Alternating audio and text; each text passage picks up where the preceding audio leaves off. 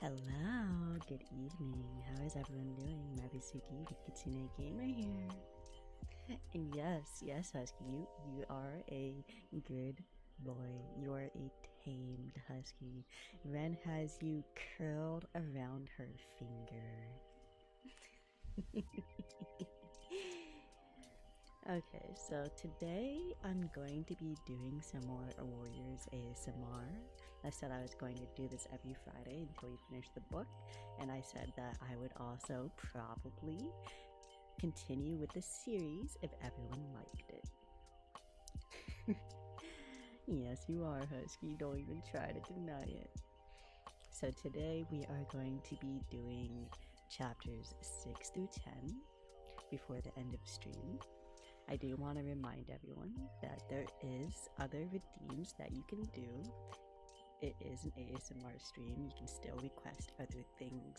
I have switched some of my follower goals around because I don't really have any money for snacks right now, and I am low on snacks.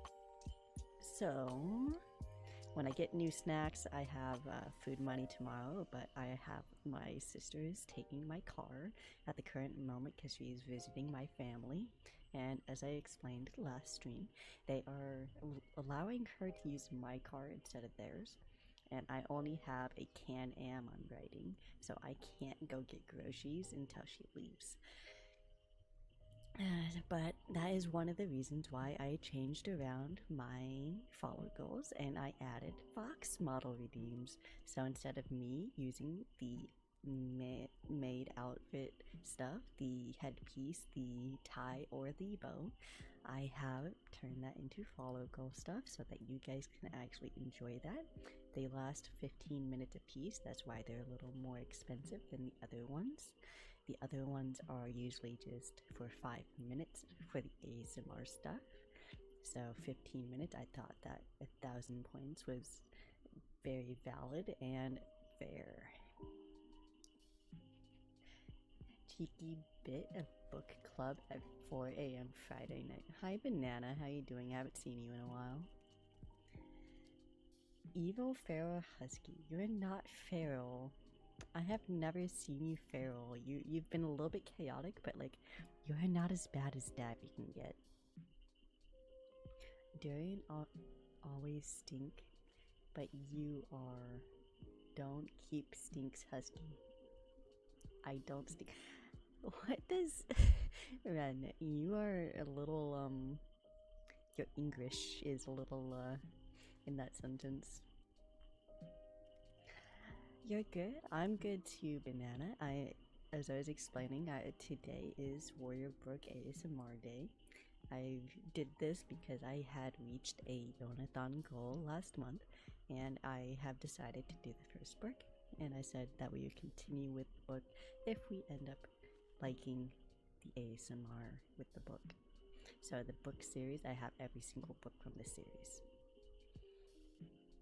And the fun fact is I've actually only ever read the first series. All the other series came out after I left high school. You do metaphorically. Well, most dogs have a very distinct stink about them, especially if they are wet, and that is the wet dog smell, which is very musky.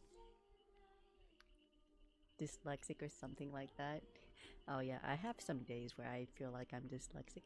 Have you ever gone onto those Twitter posts where you are like, oh, I'm reading this wrong, and they did it on purpose to say that I'm dyslexic? But it's also an ADHD trait, if you did not know that, to fill in the blanks.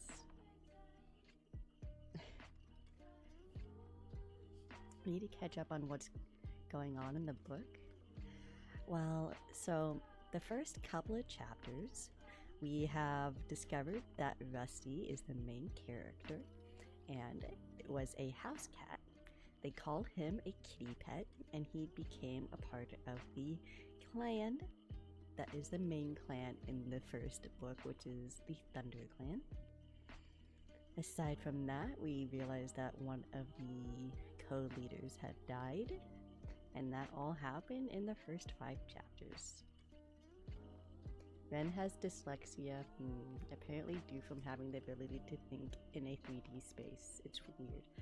Well, I also can think in 3D shapes, but I do not think of them as in detail as you do usually. But you can probably tell that I kind of have some aspect of that, considering I rigged my own model. So I kind of have a little bit of what it means. Just that I'm not very technological with like Blender, because Blender confuses the shit out of me. And to be fair, the software for it is not very 3D or hands-on as I would like it to be, or simplified as Live TV is. If you wait for spilling the tea, Queen, of course, no problem, Banana. It was just a small snippet of the first 5 chapters. It's not much really happened. The next 5 chapters, a lot more is going to happen.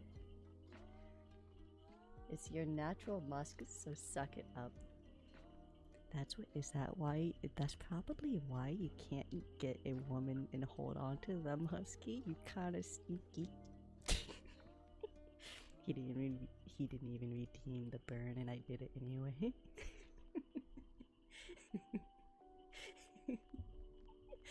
I burned the Husky. Husky, I'm so sorry. I burned you anyway.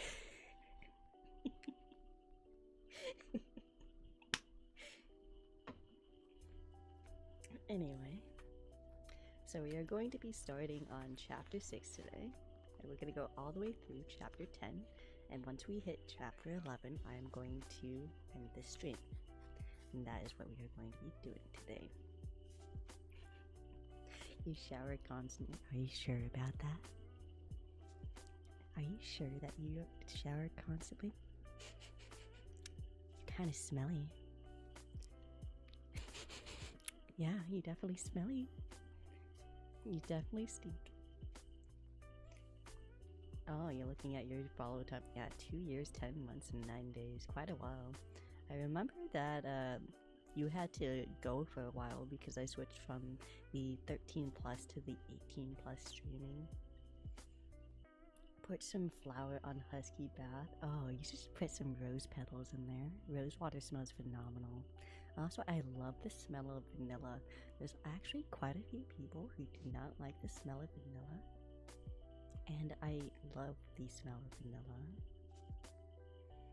I like the smell of vanilla. I do not like the smell of cinnamon, believe it or not. So if it's like has cinnamon in it, it really hurts my nose. It hurts my sinuses to smell cinnamon. I like it in cookies. I like the taste of cinnamon. I like cinnamon nutmeg sprinkles in my coffee, but I do not like the smell of cinnamon. Yeah, I'm pretty sure, Husky. I'll pour gunpowder into the damn bath. Be crazy during your food. Oh, so you want to burn a little bit more? That's wild. Why is the stream 18 plus? I'm scared what they're doing in this book. No, I just have a general 18 plus community. It is not actually 18 plus in the book. I would not be able to be allowed to stream that. If you think about Twitch's requirements, it's actually more about like 17 and under is like kind of how they treat the rules. You cannot go into gory detail of any sexual interactions or anything like that on stream. You can talk about stuff generalized, but you cannot go into detail. So if I had a book like that, if I had a smut book, they would not let me do the smut book. But it's an 18 plus community, not an 18 plus book. That means everyone here is mature.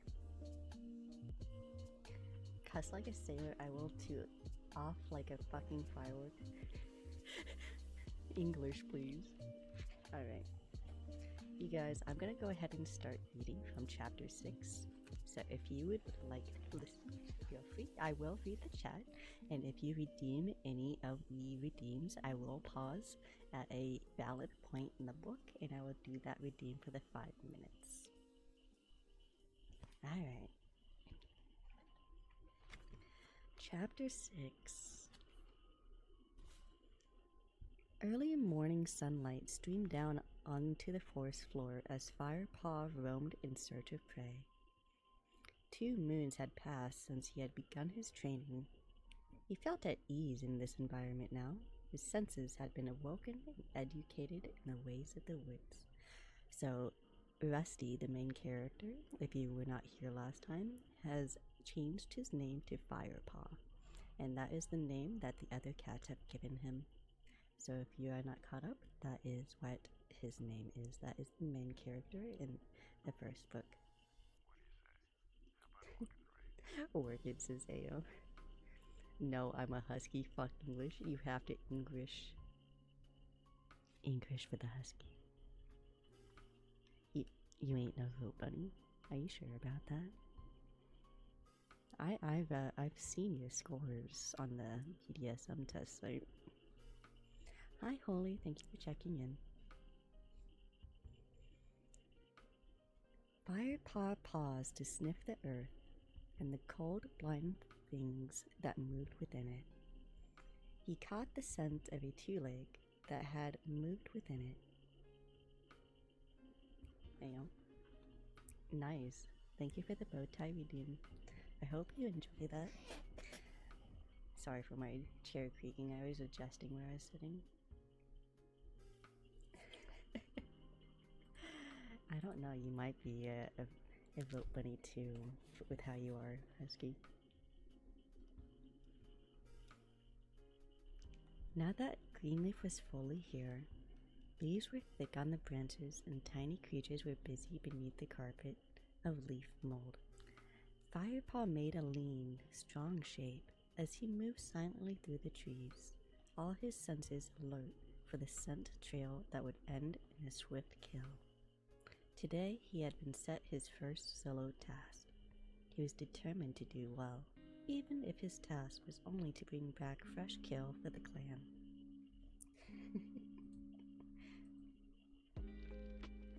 Rick, you're not real funny. Oh, I'm smarter than you, am I? I know I'm smarter than you. 2 plus 2 is fish. Get it right. It's fish. Get it right. He headed for the stream that he had crossed on the first trek through the ThunderClan hunting grounds. It gurgled and spattered as it ran downhill over the smooth, round pebbles. Firepaw briefly paused to lap at the cold, clear water, then lifted his head and tested the air again for any scent of prey. The stench of a fox lay heavy in the air here. The smell was stale, so the fox must have drunk here earlier in the day. Firepaw recognized the odor. He had smelled it on his first visit to the forest. Since then, Lionheart had taught him it was fox scent. But apart from the glimpse of the fox's brush he had caught on the first outing, Firepaw had still never seen one properly.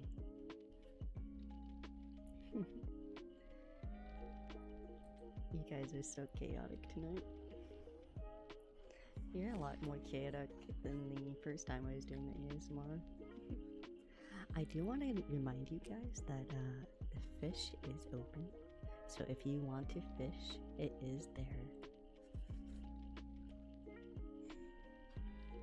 He struggled to screen out the fox stench and concentrate on prey scent. Suddenly, his whiskers prickled as he homed in on the warm blood beat of prey, a water vole busy about its nest. A moment later, he saw the vole. The fat, brown body was darting back and forth along the bank as it gathered grass stalks. Firepaw's mouth watered in anticipation. His last meal had been many hours ago, but he dared not hunt for himself until the clan had been fed. He remembered the words repeated by Lionheart and Tiger Claw time and time again. The clan must be fed first.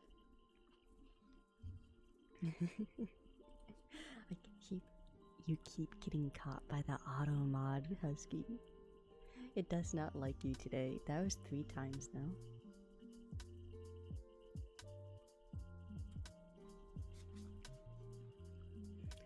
Dropping into a crouch, Firepaw began to stalk the little creature. His orange belly fur brushed against the damp grass. He crept closer, his eyes never leaving his prey. Almost there. Another moment, and he would be near enough to spring.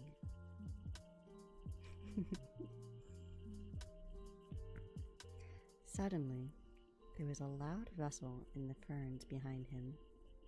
The water vole's ears twitched, and it disappeared down a hole in the bank. Firepaw felt the hackles rising along his spine. Whatever had ruined his first good chance of catching prey would have to pay. He sniffed the air. He could tell it was a cat, but he realized with a jolt that he didn't identify which clan it belonged to. The stale stench of fox still confused his smell sense. I mean, there is a jail cage. Technically, Ren could just jail you. I'm just saying, that's totally possible.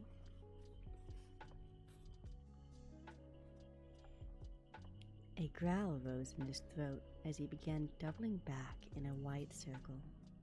He pricked up his ears and opened his eyes wide. Seeking out any movement, he heard the undergrowth rustle again. It was louder now, up to one side. Firepaw edged closer. He could see the ferns moving, but the fronds still hid the enemy from view. A twig snapped with a sharp cracking noise. From the noise it's making, it must be big, Firepaw thought, preparing himself for a fierce battle. Running around the cage like a psychotic husky. Let me out, let me out. You're stuck there. You have to be a good boy now.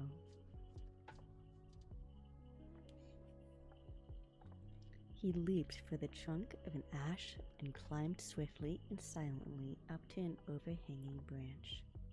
Below him, the invisible warrior came closer and closer still. Firepaw held his breath, judging his moment as the ferns were pushed aside and a large, grayish shape emerged. Grrr! The battle cry rumbled in Firepaw's throat. Claws unsheathed, he launched himself at the enemy and landed squarely on a set of furry, muscular shoulders. He dug in hard, gripping with thorn-sharp claws, ready to deal out a powerful warning bite.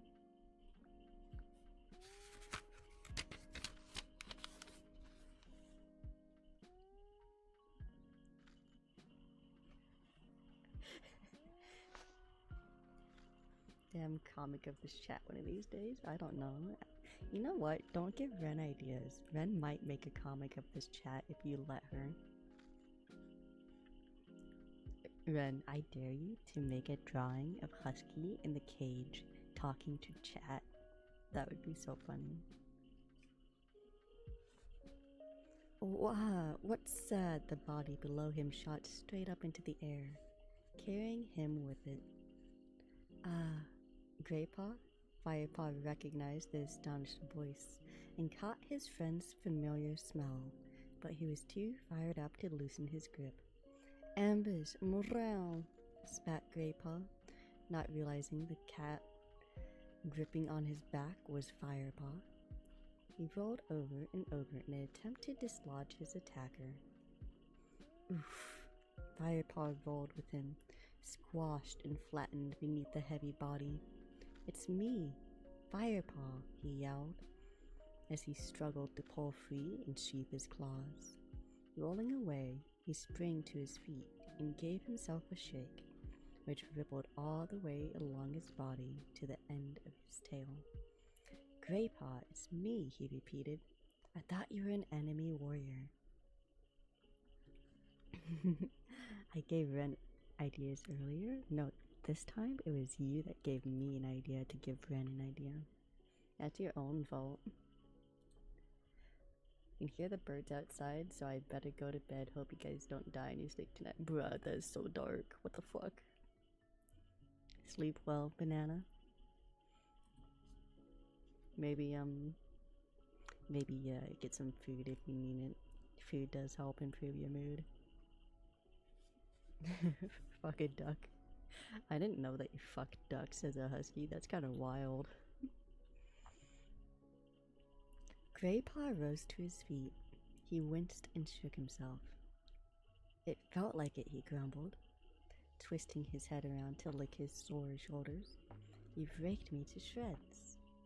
Sorry, Firepaw mumbled. But what was I supposed to think with you creeping up on me like that? Creeping up? Graypaw's eyes were round with indignation. That was my best stealth crouch. Stealth? You still stalk like a lopsided badger.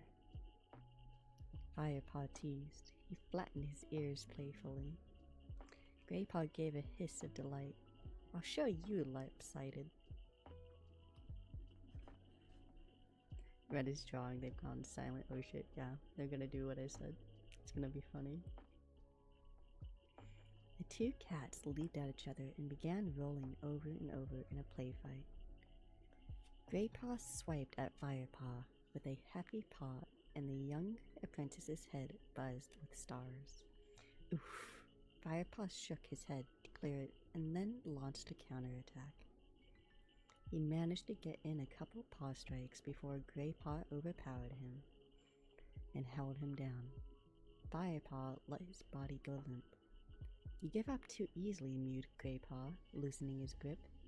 As he did so, Firepaw sprang to his feet, firing Graypaw off his back and into the undergrowth.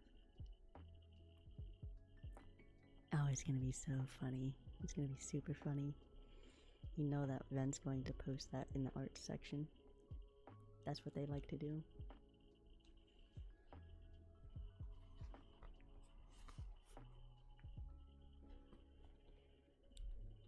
Firepaw leaped after him and pinned him to the ground. Surprise is the warrior's greatest weapon. He crowed. Or is that crowed? I think it's crowed. Some words in English, man. Quoting one of Lionheart's favorite phrases, he jumped nimbly off Graypaw and began to squirm around in the leaf litter, enjoying his easy victory in the warmth of the earth against his back. Graypaw seemed unbothered by his second defeat of the morning. It was too fine a day for a bad temper. So how are you getting on with your task? He asked. Just a pre-warning, ads are going to be starting in 3 minutes. If you haven't already, make sure to lower your volume so you don't get spooked by the ads. Firepaw sat up. I was doing just fine till you came along. I was about to catch a vole when your noisy trampling frightened it off. Oh, sorry, mewed Graypaw. Firepaw looked at his crestfallen friend. That's okay. You didn't know, he purred. Anyway, he continued, shouldn't you be heading to meet the patrol on WindClan border? I thought you had to give them a message from Bluestar. Get spooked, get spooked. Record the scream, what? What am I getting spooked by? What are you trying? What? I'm so confused. You just now saw the bubble bath? I see that you just messaged at 8:19, which is like a minute ago, about the bubble bath art that Ren had. Yeah, Ren posted that like 30 minutes ago.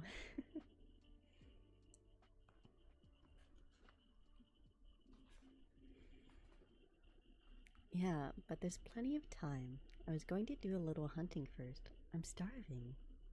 Me too, but I've got to hunt for the clan before I can hunt for myself.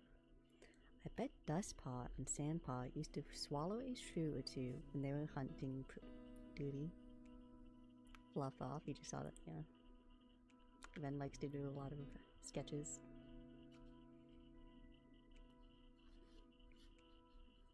I wouldn't be surprised if they did, but this is my first solo assignment.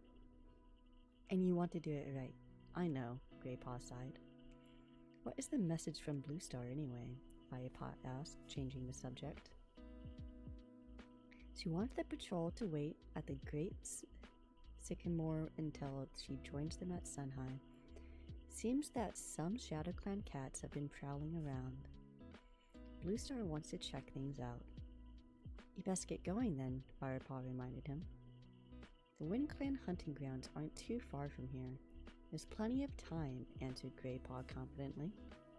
And I suppose I should help out after you lost the vole. Man, he's gonna help him hunt now. It doesn't matter, Firepaw mewed. I'll find another. It's such a warm day. There should be quite a few out and about. I see a lot of sketches that Ren does, you know? Ren does a lot of funny sketches and also some sketches from a lot of the otomes that they play. I saw the recent one with the character that looks somewhat like Val, and so there's that. Well, you probably don't have a lot of comments for it, like I do. I usually talk to Ren about them. Ren likes sharing. Ren likes sharing. If you ask them to share, they usually share. Also, I don't know if you're an Otome fan, so that might be a part of it. True, but you still have to catch them. Greypaw nibbled at a front claw, stripping off a piece of the outer sheath thoughtfully. You know, that could take you until way past Sunhigh, maybe until sunset. Firepaw nodded without enthusiasm as his belly gave a rumble. He'd probably have to make 3 or 4 hunting trips before he had caught enough prey. Silverpelt would be in the sky before he got a chance to eat. Otome mentioned I've been summoned. Hi, Lechy.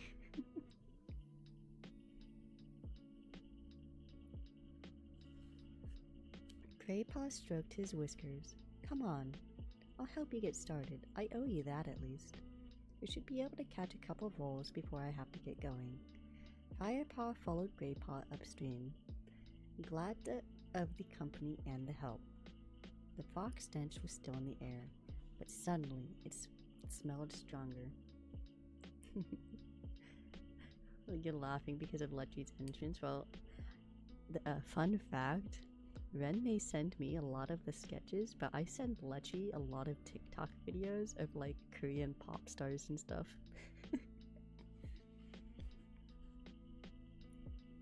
Firepaw paused. Can you smell that? He asked. Greypaw stopped and sniffed the air too. Fox? Yeah, I smelled it earlier. Doesn't it smell fresher to you now though? Firepaw asked.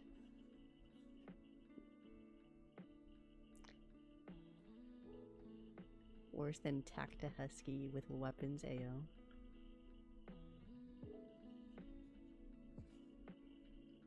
Greypaw sniffed again, opening his mouth slightly. You're right, he murmured, lowering his voice. He swiveled his head to look across the stream at the bushes in the woods beyond. Look, he whispered. Firepaw looked. He saw something red and thick-haired moving along the bushes. It stepped into the clearing in the undergrowth, and Firepaw saw a low body, glinting red in the dappled sunlight.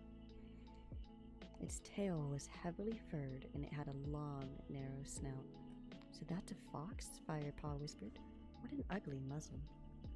You can say that again, agreed Greypaw. I was following one of those when we first met, whispered Firepaw.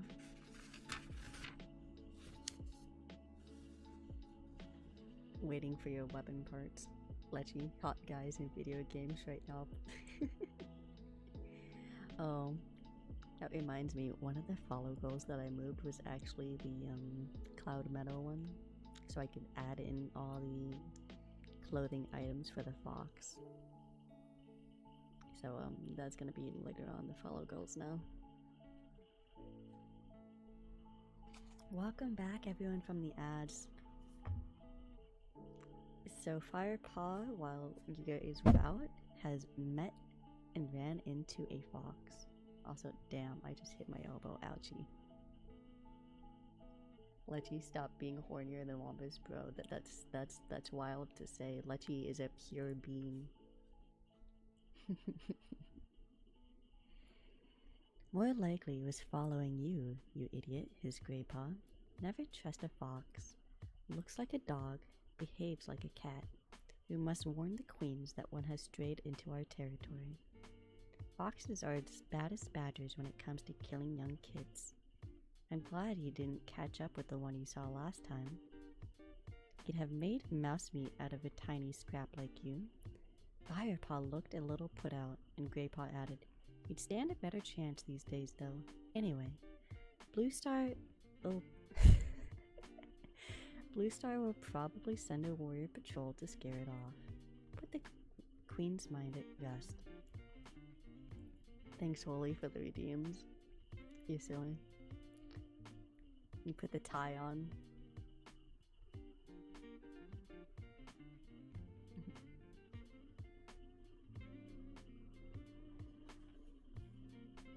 The fox had not noticed them, so the two apprentices continued along the stream. "So what does a badger look like?" Firepaw asked as they prowled along, sniffing to either side. "Black and white, short legs. You know one of them when you meet one. They're bad-tempered, lumbering animals. They're less likely to raid the nursery than a fox, but they have a vicious bite. How do you think an old half-tail earned his name? He hasn't been able to climb a tree since a badger bit his tail off." "Why not? Scared of falling, a cat needs his tail if he wants to land on his feet. It helps him spin in midair." Firepaw nodded in understanding. As Firepaw had predicted, hunting was good that day. Before long, Greypaw had pounced on a small mouse, and Firepaw had caught a thrush. He quickly took its life. No time to practice killing techniques today. There were too many hungry mouths waiting back at camp. Firepaw kicked earth over the prey so that it would be safe from predators until he came back for it. "You are stinky, Husky. Go take another shower. You work on too many cars, you're greasy." Suddenly, a squirrel broke for cover. Firepaw burst into action. "After it," he called, pelting at full stretch over the springy woodland floor with Greypaw at his heels. It slid to a halt as the squirrel scampered upwards into a birch. "Lost it," Greypaw growled in disappointment. Panting, the two cats stopped to catch their breath. The acrid stench that hit their mouths and noses surprised them. "The Thunder Path," Firepaw mewed. "I didn't realize we'd come so far." The two cats edged forward to peer out of the forest at the great dark path. It was the first time they had been here alone. A trail of noisy creatures growled along the hard surface, their dead eyes staring straight ahead. "Yuck," Greypaw snorted. "Those monsters really stink." Firepaw twitched his ears in agreement. The choking smells made his throat sting. "Have you ever been across the Thunder Path?" he mewed. Greypaw shook his head. Firepaw took a step out of the cover of the forest. A border of oily grass lay between the trees and the Thunder Path. He crept slowly onto it, and then shrank back as the stinking monster hurled past. Talking about CCOF because I don't know any other topic. Husky, you're AO. I mean, you're free to talk about other Atomes and stuff if you've played them. I have played quite a few Atome games. Also, I do love Mystic Messenger. I did not get into doing the later stuff when it comes to Mystic Messenger after they changed the hourglasses because it is a massive grind. But that used to be one of the ones I would play a lot because it would be so easy to get the hourglasses. I'm gonna go back to reading manga and manhwas. That shit that doesn't help Rice period be innocent. Hey yo, you're reading hentai? Sus Husky? Oh hi Bacon, don't worry. I'm just doing some ASMR. I am currently reading the Warrior Cat series and also chatting with everyone in the chat. Don't worry, it's okay. You can ignore Husky and that he's reading hentai.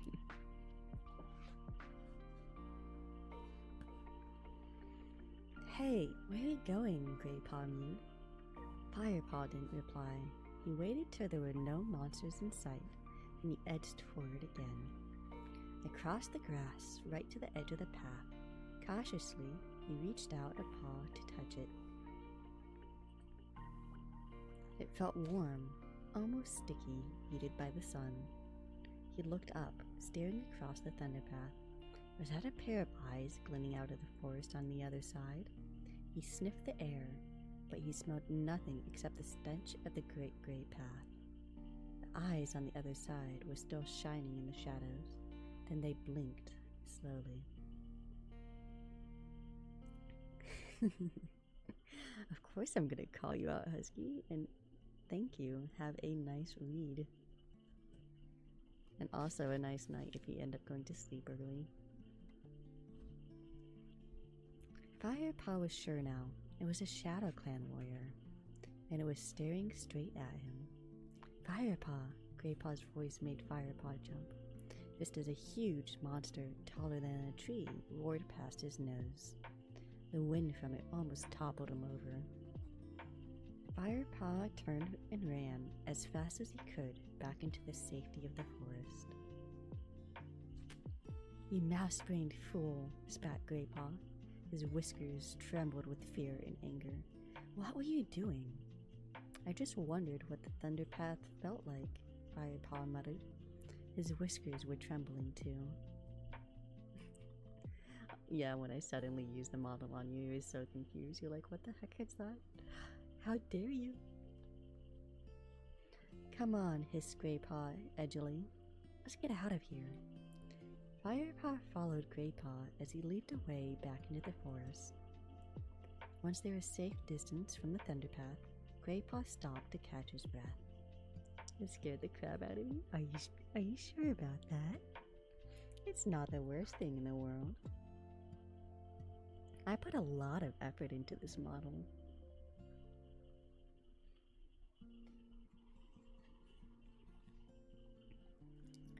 Firepaw sat down and began to lick his ruffled fur. I think I saw a Shadow Clan warrior, he mewed between his licks. In the forest on the other side of the Thunderpath. Shadow Clan warrior? Echoed Greypaw, his eyes wide. Really? I'm pretty sure. Well, it's a good thing that monster came past when it did, retorted Greypaw. Where there's one Shadow Clan warrior, there's more, and we're no match for them yet. We'd better get out of here. He looked up at the sun, which was almost directly overhead. I'd better get a move on if I want to meet that patrol on time, he mewed. See you later. He sprang away into the undergrowth, calling as he went. You never know. Lionheart might let me come and help you with hunting once I've delivered this message. Firepaw watched him go. He envied Greypaw, wishing he were off to join the warrior patrol. But at least he'd have something to tell Dustpaw and Sandpaw when he returned to camp. Today, he had seen his first Shadow Clan warrior.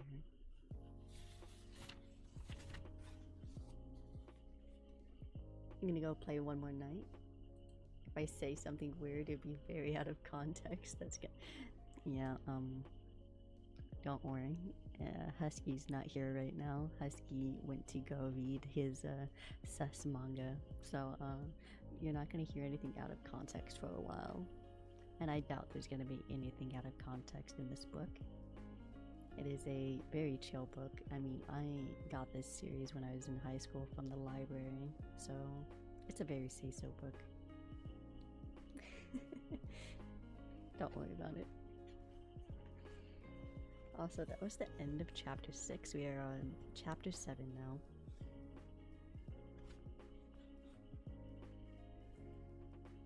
Firepaw retraced his steps and headed back towards the stream. He thought of those eyes burning from the darkness of the Shadow Clan territory. Gonna make out with Val Ayo. I mean, hey, just don't make him preggers again, okay? It's a character from an Otome. I actually played it on stream, and Ren loves to talk about it. Suddenly, he caught a faint smell on the breeze. Yes, again, Ren loves to make Val preggers. A stranger, perhaps the Shadow Clan warrior. Instantly, a growl rumbled in Firepaw's throat. The scent message told him many things.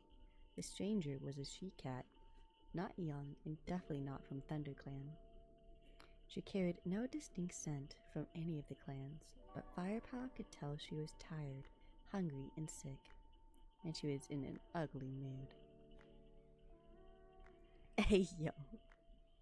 I like how Lechi purposely used protection before Ren could even impregnate Ral. That is so funny.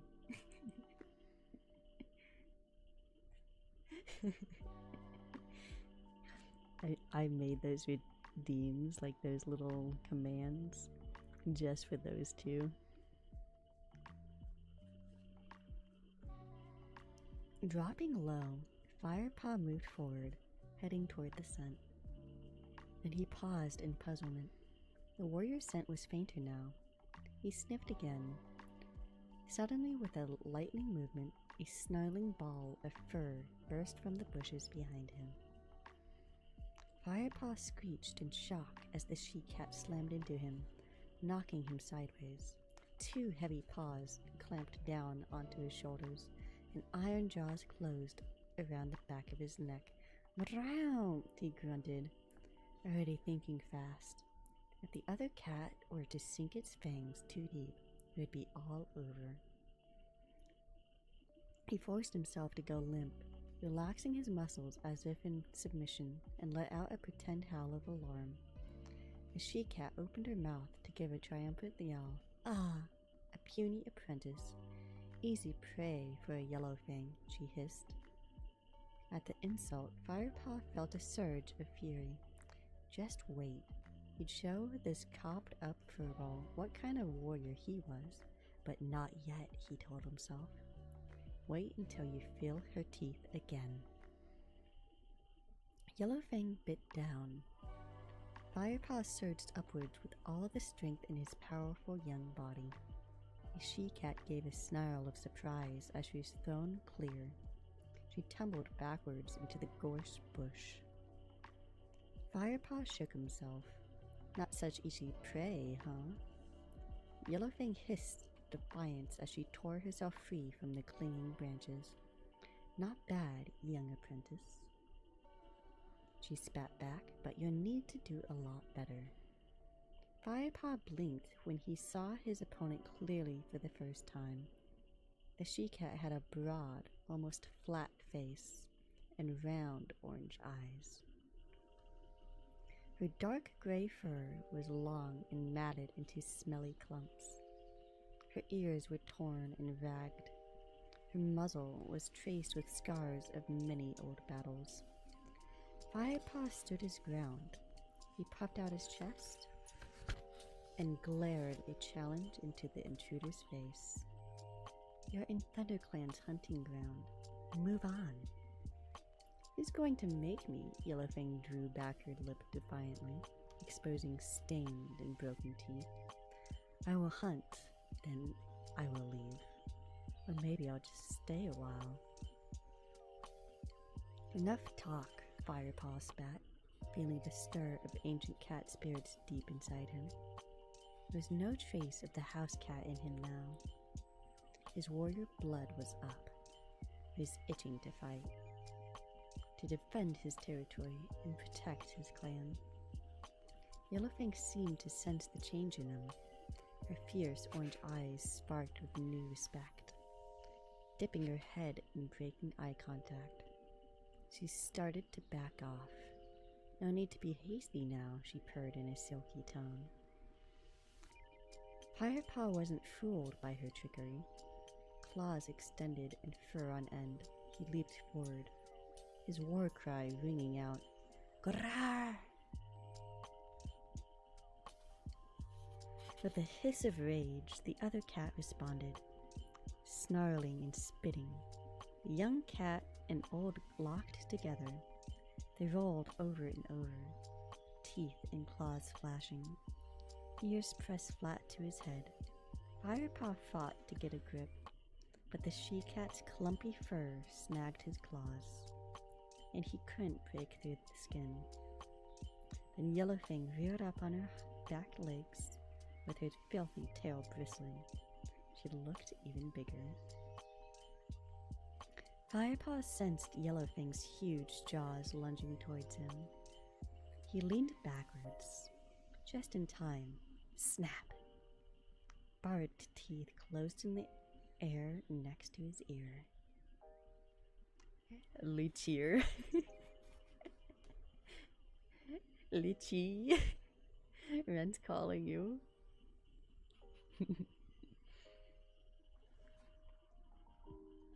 Instinctively, Firepaw lashed out with a back swipe. His paw caught the side of Yellowfang's head. The force of it sent shockwaves up his front leg. Oh my god, he just impregnated Ash. Ayo. Protection, ayo. Yeah. Horny jail for Ren. How dare, not allowed. You were drawing, ayo. Well, you're both technically drawing right now, I think. Oh, wait. Oh, I see the image. I see the image in art. That is so funny. That is absolutely funny. I'm not gonna lie. I'm just looking at the art section in the Discord, and Ren posted the image I gave an idea for, and huskies in a cage. And Ren is just saying, "No, I'm not letting you out," when Husky's begging to be let out of the cage. You have arrived again to say hi. Hi, Bacon. Welcome back.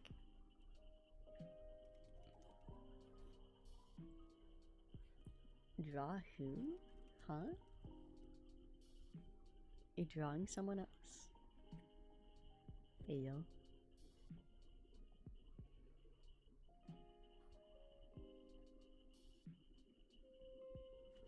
With a hiss of rage, the other cat responded, snarling and spitting. Young cat and old locked together.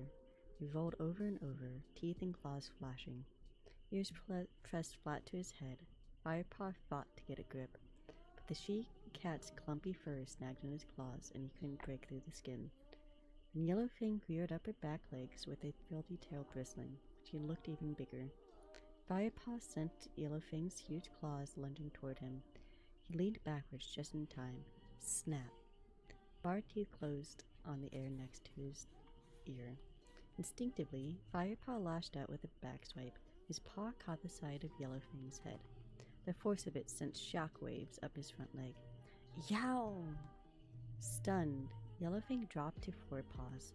She shook her head to clear it, and the single heartbeat before the she-cat recovered, Firepaw saw his chance. He threw himself forward, crouching low, and he clamped his jaws tight on Yellowfang's leg. Mwag! The taste of matted fur was horrible, but you chomped down hard. Ow, ow! Yellowfang screamed in agony and whipped around to snap at Firepaw's tail. Her teeth connected, and pain laced up Firepaw's spine, but only made him angrier. He ripped his tail from his opponent's grip and lashed it back and forth in rage. Yellowfang crouched, ready for fresh attack. Her breath seemed to wheeze up from her foul-smelling lungs. The scent blasted Firepaw's nose. Up close, the message of desperation and weakness and the aching void of the she-cat's hunger was almost painful. Something stirred inside him, an unwarrior-like feeling he didn't want. Pity. He tried not to dwell on this instinct. He knew his loyalty must be to his clan, but he couldn't shake free of it. You speak from your heart, young Firepaw.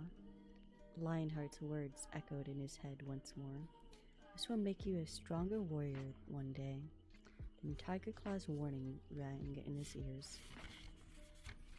Or it might make him give in to kitty pet weakness right at the moment of attack. Yellowfang lunged forward and Firepaw jerked instantly back into aggression. The bigger cat tried to reach up onto his shoulders and get a killing grip, but this time she was hampered by her wounded leg. "Grr off!" Firepaw arched his spine, but Yellowfang managed to dig her claws and hung on tight. The bigger cat's weight forced him to the ground. Firepaw tasted earth on his tongue and spat out a mouthful of the grit. Puh! He twisted nimbly to avoid Yellowfang's thrashing, back legs and the thorn-sharp claws that were trying to rake at his soft underbelly. Over and over they rolled, biting and snapping. Moments later, they broke apart. Firepaw was gasping for breaths now, but he sensed that Yellowfang was weakening. The she-cat was badly wounded, and her back legs could barely support her scrawny body. Had enough yet? Firepaw growled. If the intruder gave away, he'd let her go with just a warning bite to remember him by. Never, Yellowfang hissed back bravely. But her injured leg gave way and she slumped to the ground. She tried to get up and failed. Her eyes were dull as she hissed up at Firepaw. If I weren't so hungry and tired, I'd have shredded you to mouse dust. The she-cat's mouth twisted in pain and defiance. Finish me off. I won't stop you. My week has been alright. It's been very chaotic and also full. I've had a lot of appointments. The last stream I had, I explained a little bit at the start of the stream what has been happening in my life. I have gotten my TSA pre-check. I have gotten all sorts of stuff. I've gotten my mental health appointment done. I gotten a lot of stuff to set up for access. I've also had to go to an appointment to renew my food stamps and everything else. Discord messages, ayo. But you didn't message me on Discord. You also didn't post anything, you sussy baka. The funny thing is, I actually didn't hear that one. The volume is a lot lower on the ASMR, if you did not know that. Thank you for the check-in, Bacon. Even if you are such a silly, silly, silly baka.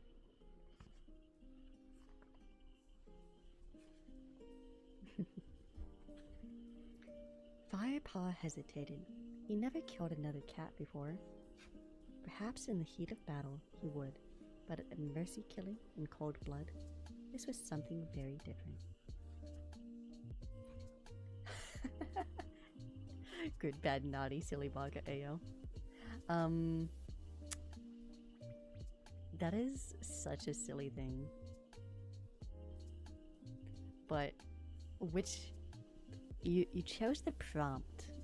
You chose what you are for yourself, but you didn't choose good, bad, or naughty. You could have also chosen.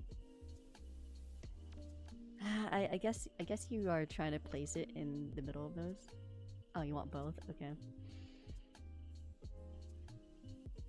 Ren, you're such a good, silly baka. What's a silly, silly, silly baka you are? Such a good, silly baka.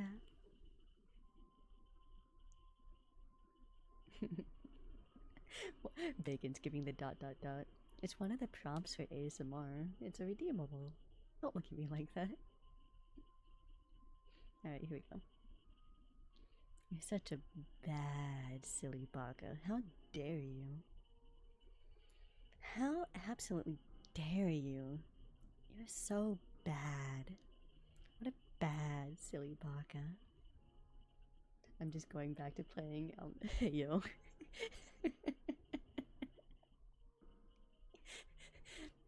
Did that make it awkward for you, Bacon? It's okay. Pat, pat, there, you're okay. Oh, thank you, Lechi, for the hydrate.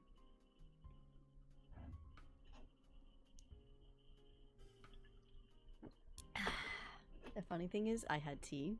I drank the tea, and now guess what I'm gonna do? I also have beer here. I'm gonna also drink some of the beer.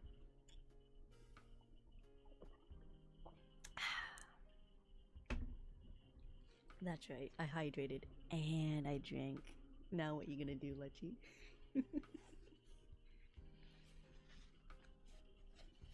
It's okay, Bacon. I also get a little bit cringy when other people do that in other streams when I'm watching streams. I totally get it. Cries. Hey yo. That's right. I made your hydrate useless. I hydrated and then I drank alcohol. It has neutralized itself.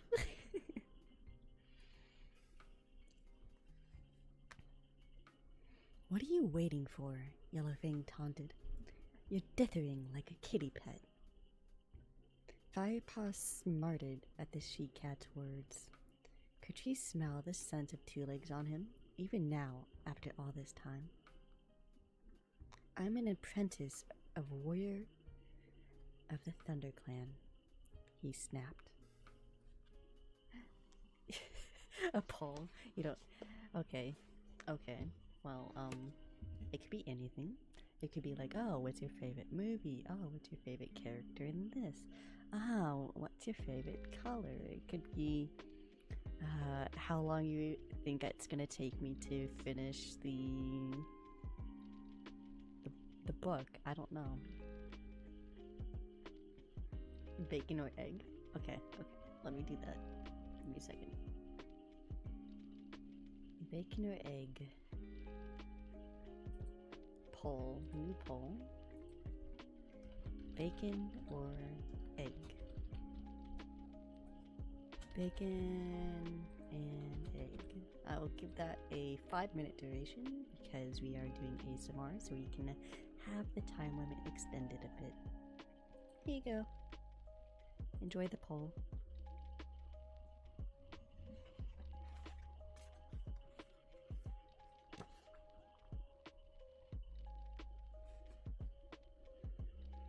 Yellowfang narrowed her eyes. She had seen Firepaw flinch at words, and she knew she hit a nerve. Ha! She snorted. Don't tell me ThunderClan is so desperate they have to recruit kitty pets now. ThunderClan is not that desperate, hissed Firepaw. Prove it then. Act like a warrior and finish me off. You'll be doing me a favor. Might be a bit biased though. I mean, you have bacon in your name, but that's okay.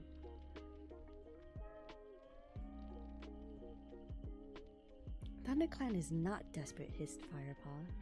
Prove it then. Act like a warrior and finish me off. You'll be doing me a favor. Firepaw stared at her. He would not be goaded into killing this miserable creature. He felt his muscles relax as curiosity pricked him. How had a clan cat gotten such a state? ThunderClan elders were looked after better than kits. You seem in awful hurry to die, he meowed. Yeah? Well, that's my business, mouse fodder, Yellowfang snapped. What's your problem, kitty? Are you trying to talk me to death? Her words were brave, but Firepaw could smell the hunger and sickness that were coming off the other cat. in waves.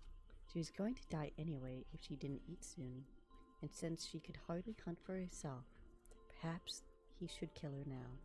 The two cats looked at each other, uncertainly, in both their gazes.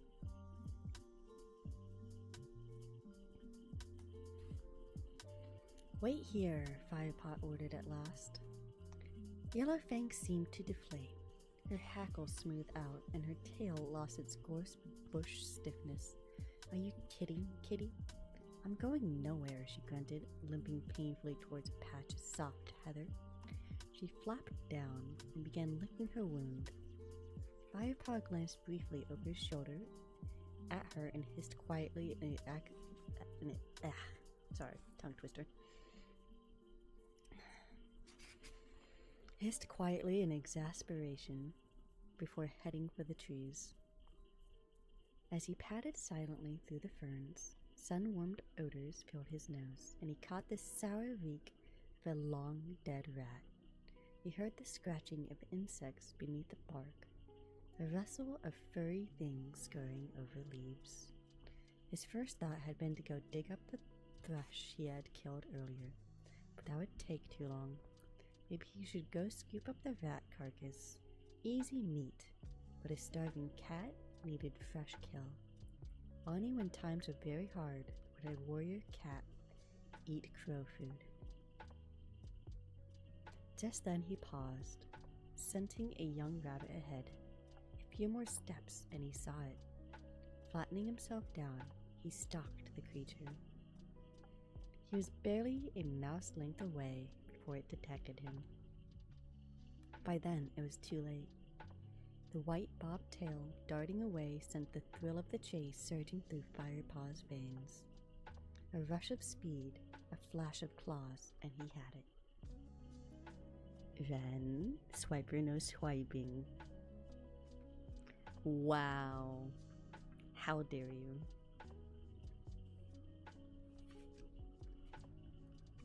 He held the wriggling body fast and finished it off quickly. Yellowfang looked up tiredly as Firepaw dropped to the rabbit on the ground beside her. Her grizzled jaw dropped. "Well, hello again, kitty. I thought you'd gone to fetch your little warrior friends." "Yeah? Well, I might still do that. Don't call me kitty," Firepaw growled, shoving the rabbit near with his nose. He felt embarrassed by his kindness. "Look, if you don't want this..." No," Yellowfang meowed hastily. "I do want it." Firepaw watched the she-cat rip open the prey and start to swallow it down. His own hunger rose up and his mouth filled with water. I like how Leggy just comes back just to put protection on all of the characters that Ren tries to impregnate. He knew he shouldn't even be thinking about eating. He still had to take back enough prey for the clan, but the fresh kill smelled delicious. A few minutes later, Yellowfang gave a huge sigh and flopped onto her side. "First fresh kill I've had for days." She licked her muzzle clean and settled down to give herself a thorough wash. As if one wash is going to make much of a difference, Firepaw thought, his nose twitching. Oh, you guys enjoy bacon more than eggs. Fair enough. It really depends for me. I like my bacon a little bit floppy, but I also like eggs when it's scrambled, or I actually prefer it when it's hard boiled. I also love deviled eggs. She was the arch cat of stench. He eyed the tattered remains of the prey. There wasn't much left to line a growing cat's belly, but his fight with Yellowfang had sharpened his appetite even more. He gave in to his hunger and gulped down the scraps. It was delicious. He licked his lips, savoring every last taste, tingling from head to paw.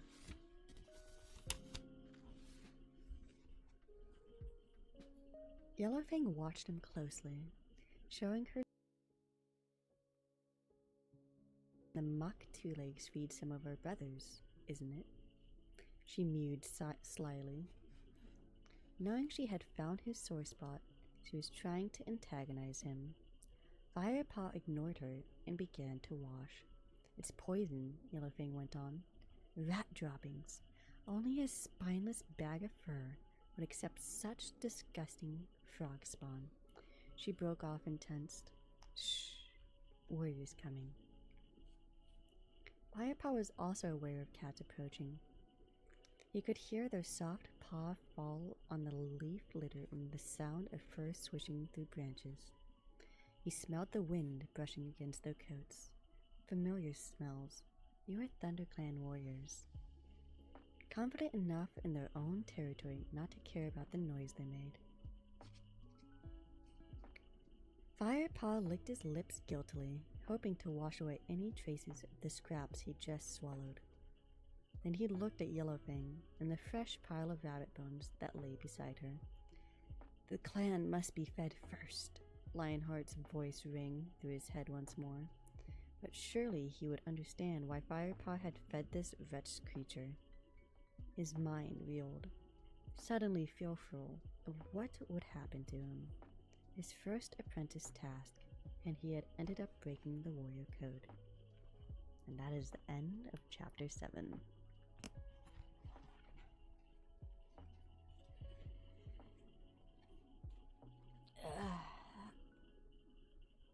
Don't mind me, I'm just taking a quick stretch.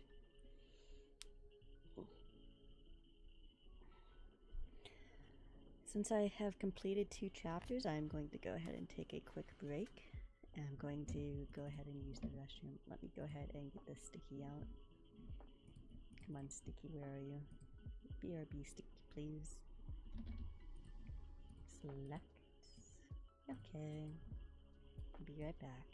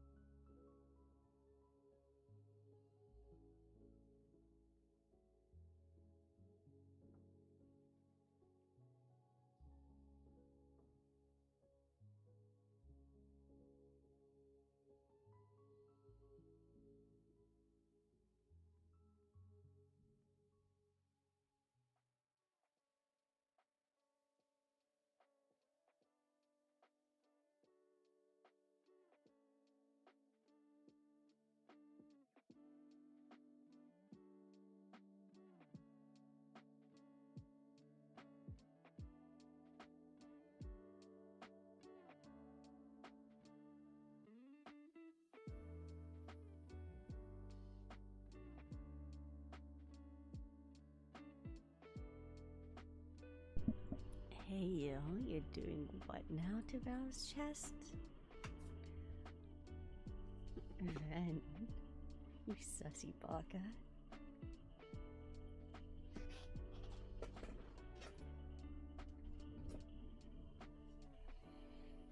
Alright, you guys, you ready for chapter 8?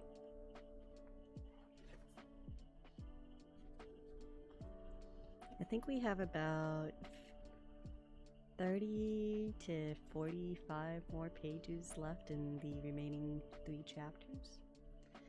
And we have spent an hour, so I'm going to assume that we are going to be ending around an hour and a half from now. Alright, you guys, chapter 8, let's go. Yellowfang growled in defiance at the approaching paw steps, but Firepaw could sense her panic. The she-cat struggled to her feet.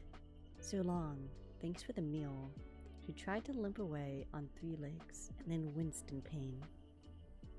Nah, this leg stiffened up while I've been resting. Now it was too late for her to run.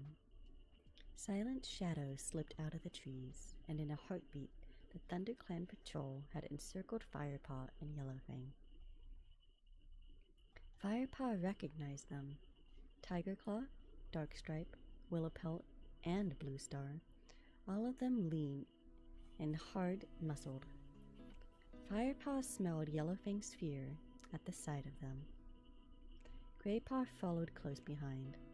He bounded out of the bushes and stood beside the warrior patrol. Firepaw mewed a hasty greeting to his clan, but only Greypaw returned it. "Hi, Firepaw," he called out. "Silence," Tigerclaw growled. Firepaw glanced at Yellowfang and groaned inwardly. He could still smell the fear scent on her, but instead of cowering in submission, the scruffy creature was glaring in defiance. Ayo, Ledgie, what a good girl you are. You're such a princess. You're such a very, very good princess. How's your day been, Ledgie?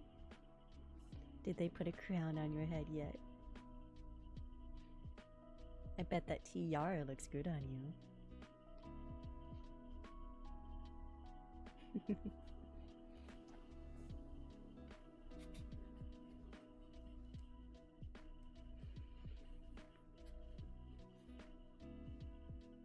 Firepaw, Bluestar's question was cool and measured. What have we here? An enemy warrior, and recently fed by the smell of you both. Her eyes burned into him, and Firepaw dropped his head. I'm super happy, Ledgie, right there. Look at that. You're so happy. Happy, Ledgie. It's okay, you kept nice and cool in my fridge in this hot weather. You can be a princess on a shelf. She was weak and hungry, he began. And what about you? Was your hunger so bad that you had to feed yourself before you'd gathered prey for your clan? Bluestar went on. I assume that you have a very good reason for breaking the warrior code. Your princess in the fridge for real. Kept nice and cool. I don't even open it when my power turns off. If my power turns off, I don't open my fridge so it can keep cool.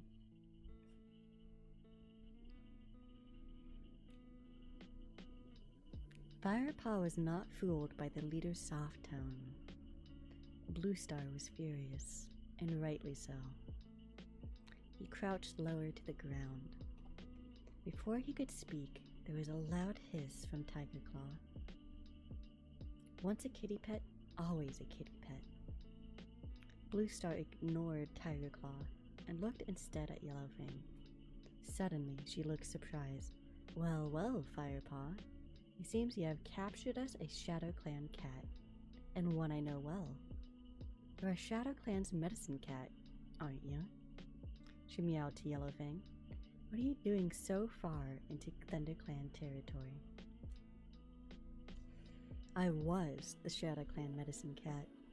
Now I choose to travel alone, hissed Yellowfang. Firepaw listened, astonished. Had he heard right?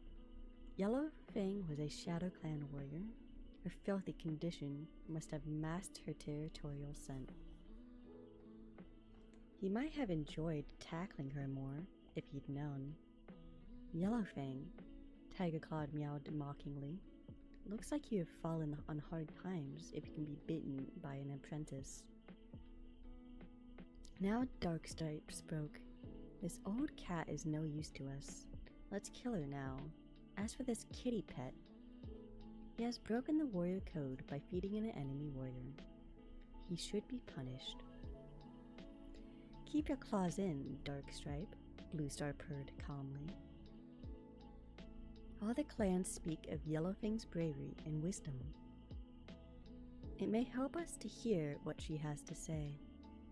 Come, we'll take her back to camp. Then we'll decide what to do with her. And with Firepaw. Can you walk? She asked Yellowfang. Or do you need help? Hi, Bacon. I see you're still enjoying listening in. Lurk, low-key Wi-Fi is shitting itself. Oof. Have a nice lurky. Lychee, I hope your Wi-Fi gets better. I hope that you don't have to do anything important on the computer right now. That would suck. I've still got 3 good legs, she grizzled, snapping back and limping forward. Firepaw saw that Yellowfang's eyes were glazed with pain, but she seemed determined to not show any weakness.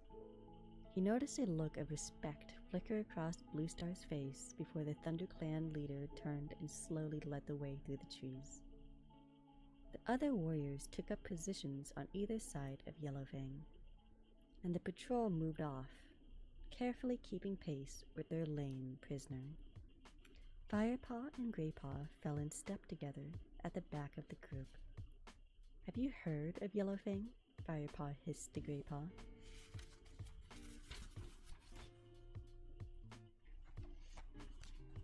Oh, a new poll.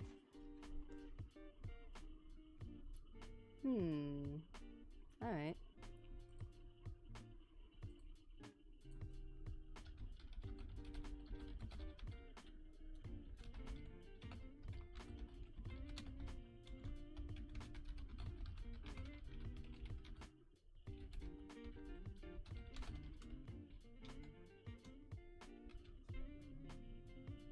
I can't put the entire thing, but I'm gonna do the best I can on the poll for the question.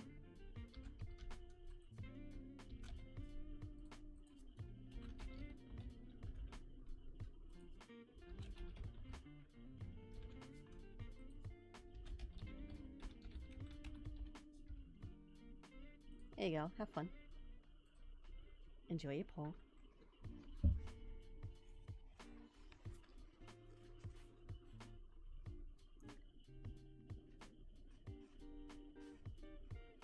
A bit. Apparently she was a warrior before she became a medicine cat, which is unusual. I can't imagine her as a loner. Though, she has lived her whole life in ShadowClan. What's a loner? Greypaw glanced at him. A loner is a cat that isn't a part of a clan or cared for by the Two Legs. Tigerclaw says they are untrustworthy and selfish. They often live around two-leg dwellings that belong to no one and catch their own food. Power farming on new simple server, good luck with that, Holy. It must be difficult without any of the power-ups. I might end up a loner once Bluestar is finished with me, Firepaw mewed. Bluestar is very fair, Greypaw reassured him. She won't throw you out, but she certainly seems pleased to have such an important ShadowClan cat as a prisoner. I'm sure she's not going to make a fuss about you feeding the poor old mange bag. But they keep moaning about prey being scarce. Oh, why did I eat that rabbit? Firepaw felt shame burn through his fur. Oh yeah, Greypaw nudged his friend. I was mouse-brained. You really broke the warrior code there, but no cat is perfect. Firepaw didn't answer but trekked onwards with a heavy heart. This was not the way he hoped his first solo task would end. So if you don't know what Holy is talking about an old server that we used to play on together on Minecraft. It has like perks like flying and mining spawners and whatnot. Night 20 is a boss night, ayo. I didn't even know that, you see. I've never played that game before. I don't even think I've seen any gameplay of it. As the patrol passed the sentries who guarded the camp entrance, the rest of the ThunderClan came running to welcome their warriors home. Queens, kits, and elders crowded on either side. I peered curiously at Yellowfang as she was led into the camp. Some of the elders recognized the old she-cat. Word spread quickly through the clan that this was a ShadowClan's medicine cat, and a steady, jeering hum rose up around them. One more night on Roblox. Roblox game. I think I've seen you playing it a couple of times when I was looking. So it must start you over once you die.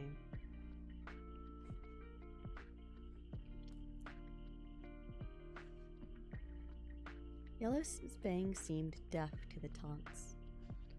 Firepaw couldn't help admiring the way she limped with dignity through the corridor of stares and insults. He knew she was in a great deal of pain and hungry in spite of the rabbit he had caught for her. When the patrol reached the high rock, Bluestar nodded towards the dusty ground in front of it. Yellowfang followed the ThunderClan's leader's silent command, sinking gratefully onto the earth. Still ignoring the hostile stares around her, she began licking her wounded leg. Hey yo, calling out Ren like that's crazy. Firepaw noticed Spotted Leaf emerge from her corner.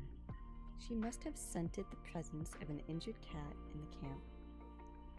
He watched the crowd part to let the young tortoiseshell through. Fun fact, my old cat that had passed away about a year ago was also a tortoiseshell. And she loved being an inside cat. Yellowfang glared at Spotted Leaf and hissed, "I know how to take care of my own wounds. I don't need your help." Spotted Leaf said nothing but nodded respectfully and stepped back. Some of the cats had been out hunting, and fresh kill was brought for returning warriors to eat. They each took some food and carried it away to the nettle patch to eat it, and the other clan cats crowded forward to take their own share. Firepaw paced hungrily around the clearing and watched as the cats crouched in their usual groups, chewing and gulping. He longed for a morsel, but didn't dare to take anything from the pile. He had broken the warrior code.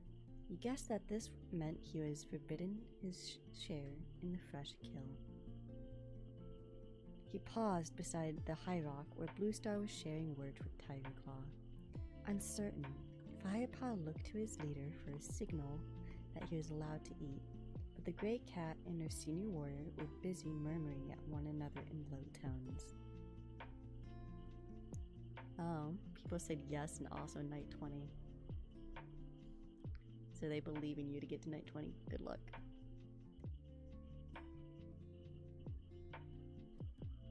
Firepaw wondered if they were talking about him. Desperate to know his fate, he strained his ears to hear what they were saying. Tigerclaw's yowl sounded impatient. It's just too dangerous to bring an enemy warrior into the heart of ThunderClan. Now that she knows the camp, even the youngest Shadow Clan Kit will hear of it. We'll have to move. Calm down, Tigerclaw, Bluestar purred. Why should we move? Yellowfang says that she's traveling alone now. There's no reason for a Shadow Clan to hear of it. Do you really believe that? What on earth was that foolish kitty pet thinking of? Tigerclaw spat. But think for a moment, Tigerclaw, mused Bluestar. Why would the Shadow Clan medicine cat choose to leave her clan? You seem to be afraid that Yellowfang will share our clan secrets with Shadow Clan. But have you thought about how many Shadow Clan secrets she might share with us? Firepaw could see the way Tigerclaw's fur began to flatten, that Bluestar's words made sense. The warrior nodded briefly and then stalked off to share his fresh kill.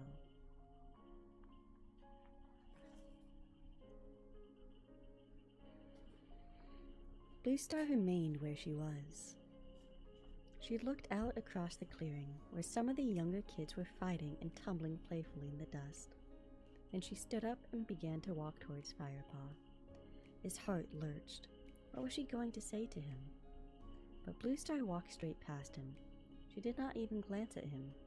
Her eyes were clouded with unknown distant thoughts. Frostfur, she called out as she approached the nursery.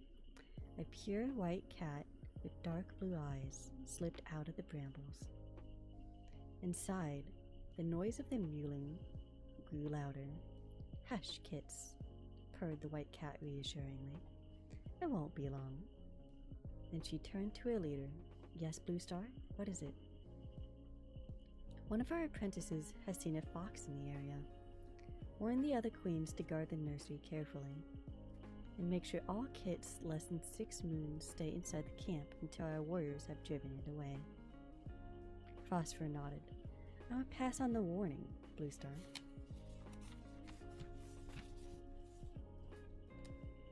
Thank you. Then she turned and squeezed back into the nursery to quiet the crying kits. At last, Bluestar strode over to the pile of fresh kill and took her share. A plump wood pigeon had been left for her there. Firepaw looked on longingly as she carried it away to eat with the senior warriors. Finally, his hunger drove him forward. Greypaw was with Ravenpaw, wolfing down a small finch beside a tree stump. He saw Firepaw approach the pile and flicked his head encouragingly. Firepaw bent his neck, ready to take a small wood mouse in his teeth. Not for you, Tigerclaw growled, striding up behind him and pawing the mouse away. You didn't bring back any prey. The elders will eat your share. Take it to them. Firepaw looked over to Bluestar. She nodded shortly. Do as he says. Obediently, Firepaw picked up the mouse and carried it across to Smallier. The delicious smell of it wafted up Firepaw's nose. He wanted nothing more than to crunch it up with his strong teeth. He could almost feel its life energy flooding his young body. With great self-control, he laid the prey down in front of the gray tom and then backed away politely. He expected no thanks and was offered none. Now he was glad that he had gobbled up the remains of the rabbit he had caught for Yellowfang. There would be nothing else for him to eat until he went out hunting again tomorrow. Firepaw wandered over to Greypaw. His friend had eaten his fill and lay with Ravenpaw outside the apprentice's den. He was stretched out on his side, rhythmically washing a foreleg. Greypaw saw Firepaw approach and then paused in his licking. Has Bluestar mentioned your punishment yet? He asked. Not yet, Firepaw replied gloomily. Greypaw narrowed his eyes sympathetically and said nothing. Bluestar's call sounded across the clearing. Let all those cats old enough to catch their own prey join together for a meeting of our clan. Most of the warriors had finished eating, and like Greypaw, were busy grooming themselves. They lifted themselves gracefully to their paws and walked over to High Rock, where Bluestar waited to speak. Come on, mewed Greypaw. He leaped up. Ravenpaw and Firepaw followed him as he scampered over and nudged his way forward into a good position. I'm sure you have all heard about the prisoner we brought back with us today, Bluestar began, but there's something else you need to know. She glanced down at the rattled she-cat who lay very still beside the high rock. Can you hear me from there? She asked. I may be old, but I'm not deaf yet, Yellowfang spat in reply. Bluestar ignored the prisoner's hostile tone and continued, I'm afraid I have some grave news. Today, I traveled with a patrol into WindClan territory. The air was filled with the scent of ShadowClan. Almost every tree had been sprayed by ShadowClan warriors, and we met no WindClan cats, even though we journeyed deep into their heartland. Her words were met with silence. Firepaw saw confusion in the faces of clan cats. You mean ShadowClan has chased them out? Called Smallear hesitantly. We can't be sure, Bluestar meowed. Certainly the scent of ShadowClan was everywhere. We found blood, too, and fur. There must have been a battle, though we found no bodies from either clan. A shocked yowl rose from the crowd in a single voice. Firepaw felt the cats around him stiffen with shock and fury. Never before had one clan driven another from its hunting grounds. How can WindClan be driven out? One-Eye croaked hoarsely. ShadowClan is fierce, but WindClan are many. They have lived in the uplands for generations. Why have they been chased out now? She shook her head anxiously, her whiskers trembling.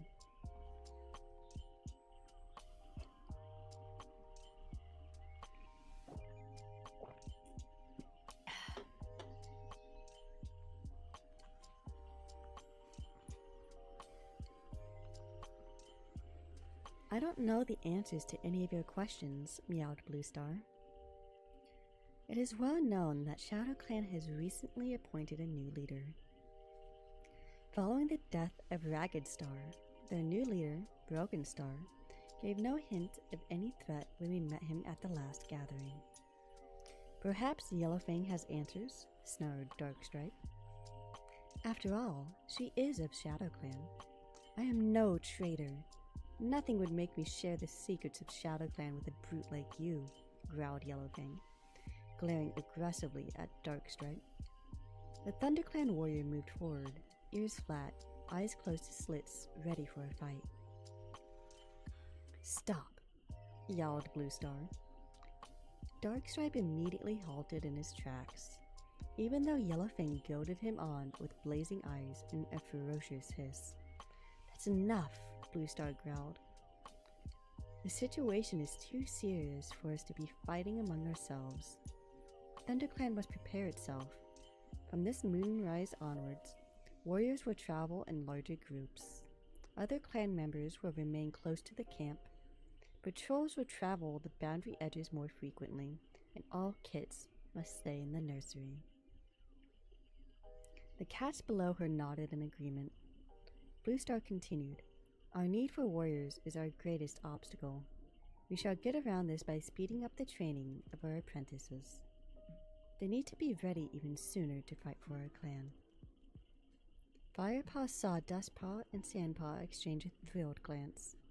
Greypaw was gazing up at Bluestar, his eyes wide with excitement.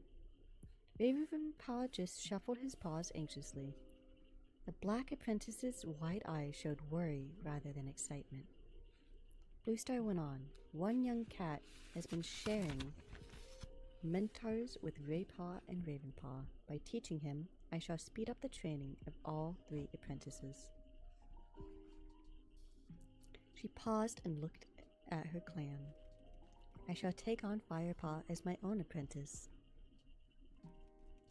Firepaw opened his eyes wide in amazement. Bluestar was to be his mentor? Beside him, Greypaw gasped, unable to hide his surprise. What an honor! It's been moons since Bluestar had an apprentice. Usually she only trains the kits of deputies. Then a familiar voice rose from the front of the crowd. It was Tigerclaw. So Firepaw is to be rewarded, not punished, for feeding an enemy warrior when he should have been feeding his own clan. Firepaw's my apprentice now. I would deal with him, answered Bluestar. She stared into Tigerclaw's fierce eyes for a moment before lifting her head to address the whole clan once more. Yellowfang will be allowed to stay here until she has recovered her strength. We are warriors, not savages. She is to be treated with respect and courtesy. But the clan cannot support Yellowfang, Darkstripe protested. We have too many mouths to feed already. Yeah, Greypaw whispered into Firepaw's ear, and some of them are bigger than the others. I do not need anyone to care for me, spat Yellowfang, and I'll split open anyone who tries. Friendly, isn't she? Greypaw murmured. Firepaw flicked the tip of his tail in silent agreement. There were muffled meows from other warriors as they grudgingly recognized the enemy warrior's fighting spirit. Bluestar ignored the murmuring. We shall kill 2 prey with 1 blow, as it were. Firepaw, as punishment for breaking the warrior code, will be your responsibility to care for Yellowfang. You will hunt for her and tend to her wounds. You will fetch fresh bedding and clear away her dirt. Yes, Bluestar, mewed Firepaw. His head bowed in submission. Clear away her dirt, he thought to himself. Ugh. Mocking yells came from Dustpaw and Sandpaw. Good idea, hissed Dustpaw. Firepaw had better be good at cracking fleas. And hunting, added Sandpaw. That sack of bones is going to need feeding up. Enough, Bluestar interrupted them. I hope Firepaw will find no shame in caring for Yellowfang. She is a healer, and she is his elder. For those reasons alone, he should respect her. She shot a sharp glance at Sandpaw and Dustpaw, and there is no humiliation in caring for another cat when it is unable to care for itself. The meeting is over. You made it to night 5, Ayo. Did you die on night 5? I would like to speak to my senior warriors alone now. With that, she jumped down from the high rock and marched towards her den. Oh, the ending is totally up to you. Again, I have not seen any of it. Lionheart followed her. The other clan cats began to move away from High Rock. One or two congratulated Firepaw on being chosen as Bluestar's apprentice. Others mockingly wished him luck looking after Yellowfang. Firepaw felt so dazed by Bluestar's announcement that he had just nodded blankly. Longtail padded up to him. The V-shaped nick that Firepaw had cut into the tip of his ear still showed. The young warrior drew back his whiskers into an ugly snarl. Well, I hope you'll think twice about bringing strays back into the camp next time, he sneered. Like I said, outsiders always bring trouble. And that is the end of chapter 8. Letting me know every 5 nights? Okay. Sounds good. I hope that you can survive until 15 like you wanted. You said there was a boss on 20, so I also wish you good luck with that.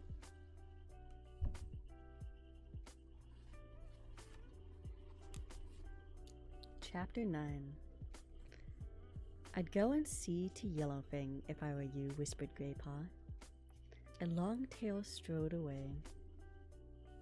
She doesn't look very happy. Firepaw glanced over at the old she-cat. She was still lying beside High Rock. Greypaw was right. She was glaring at him. Well, here goes, he mewed. Wish me luck. You'll need the whole of StarClan on your side for this one, answered Greypaw. Call out if you need a hand. If she looks like she's going to have you, I'll sneak up behind her and whack her on the head with a stiff rabbit. A fucking stiff rabbit.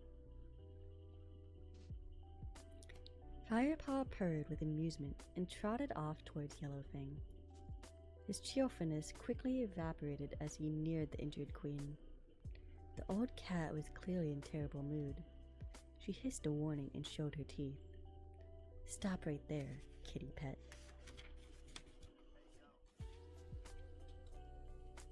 Firepaw sighed. It seemed he was in for a fight. He was still hungry and beginning to feel tired. He longed to curl up in his nest for an afternoon nap. The last thing he wanted was to argue with the pitiful clump of fur and teeth. You can call me what you like, he mewed wearily. I'm just following Bluestar's orders. You are a kitty pet though, aren't you? Yellowfang wheezed. She's tired too, Firepaw thought. There was less fire in her voice, although her spite was as strong as ever. I used to live with two legs when I was a kitten, Firepaw replied calmly. Your mother a kitty pet? Your father a kitty pet? Yes, they were. Firepaw looked down at the ground, feeling resentment burn inside him. It was bad enough that members of his own clan still viewed him as an outsider. He certainly didn't have to answer to this foul-tempered prisoner. Yellowfang seemed to take his silence as an invitation to go on. Kitty pet blood is not the same as warrior blood. Don't you run home to your two legs now instead of looking after me? It's humiliating being fussed over by a low-born cat like you. Woof, that's rough.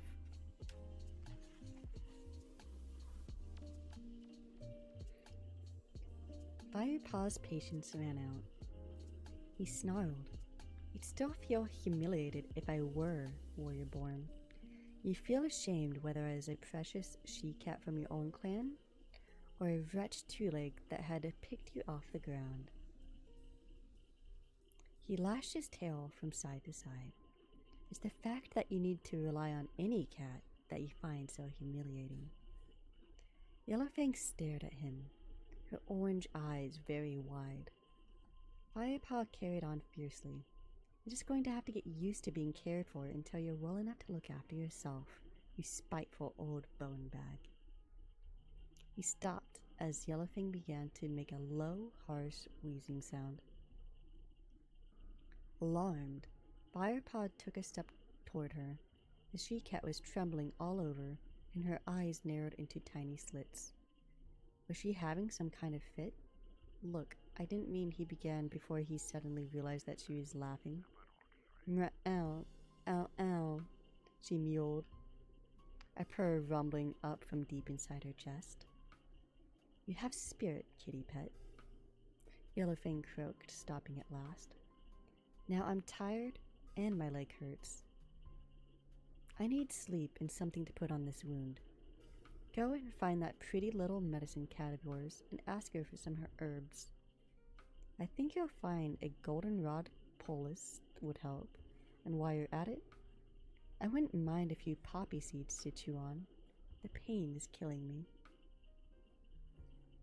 Stunned by her change of mood, Firepaw turned quickly and sprinted towards Spotted Leaf's den. He'd never been in this part of the camp before. With his ears pricked, he padded through a cool green tunnel of ferns that led into a small grassy clearing. A tall rock stood at one side, split down the middle by a crack wide enough for a cat to make its den inside. Out of this opening trotted Spotted Leaf. As usual, she looked bright-eyed and friendly. Her dappled coat gleamed with 100 shades of amber and brown. Firepaw shyly mewed a greeting and reeled off Yellowfang's list of herbs and seeds. I got most of those in my den, replied Spotted Leaf. I'll fetch some marigold leaves too. If she dresses the wound like that, it'll keep off any infection. Wait here. Thanks, Firepaw mewed as the medicine cat disappeared into her den. He strained his eyes, trying to catch a glimpse of her inside, but the den was too dark to see anything. He could only hear the sound of rustling and the smell of the heady scents of unfamiliar herbs.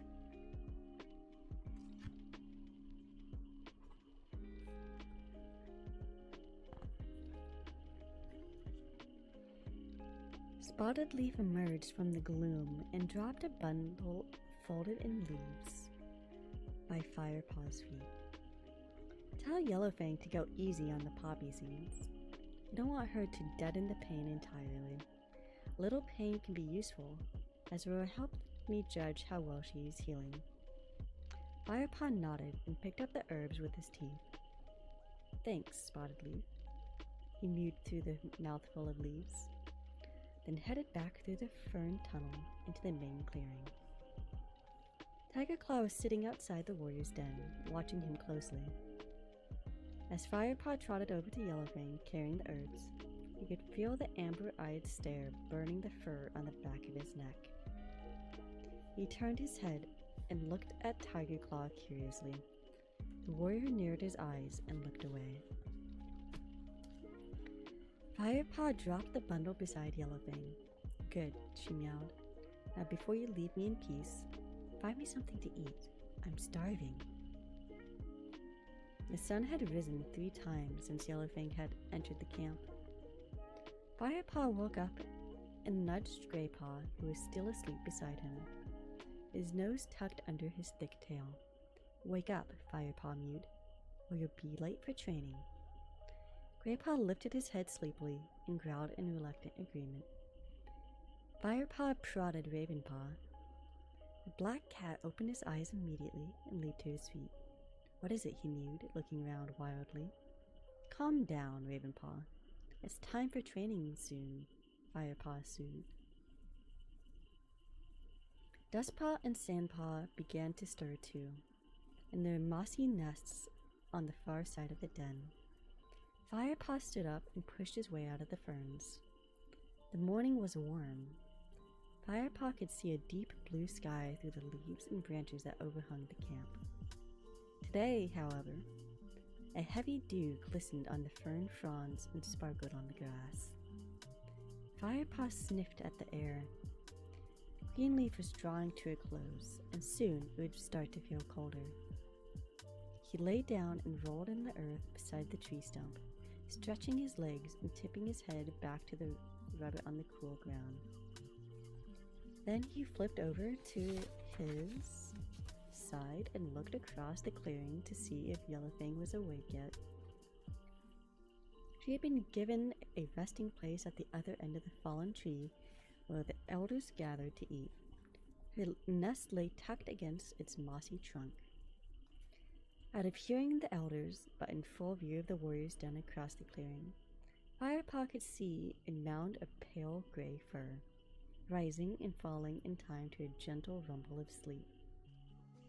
Graypaw trotted out of the den behind him, followed by Sandpaw and Dustpaw. Ravenpaw appeared at last, with a nervous glance around the clearing before he emerged fully into the open. Another day looking after that mangy old flea bag, eh, Firepaw? Mewed Dustpaw. I bet you wish you were out training with us. Firepaw sat up and shook the dust from his fur. He wasn't going to let himself get annoyed by Dustpaw's taunts. Don't worry, Firepaw, murmured Graypaw. Bluestar will have you back in training before long. Perhaps she thinks a kitty pet is better off staying in camp tending to the sick, mewed Sandpaw rudely, tossing her sleek ginger head and throwing him a scornful look. Firepaw decided to ignore her barbed comments. What is Whitestorm teaching you today, Sandpaw? He mewed. We're doing battle training today.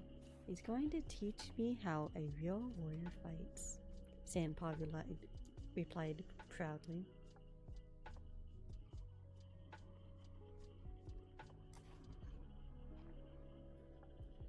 Lionheart's taking me to the great sycamore, mewed Graypaw, to practice my climbing. I'd best go. He'll be waiting. I'll come with you to the top of the ravine, mewed Firepaw. I have to catch breakfast for Yellowfang. Coming, Ravenpaw? Tigerclaw must have something planned for you. Ravenpaw sighed and nodded, then followed Graypaw and Firepaw as they trotted out of the camp. Even though his injury was completely healed, he still seemed to have little enthusiasm for the warrior training. Here, mewed Firepaw. He dropped a large mouse and a chaffinch on the ground beside Yellowfang. About time, she growled. The she-cat had still been sleeping when Firepaw had entered the camp after his hunting trip. But the smell of fresh kill must have woken her. For now, she had pulled herself into a sitting position.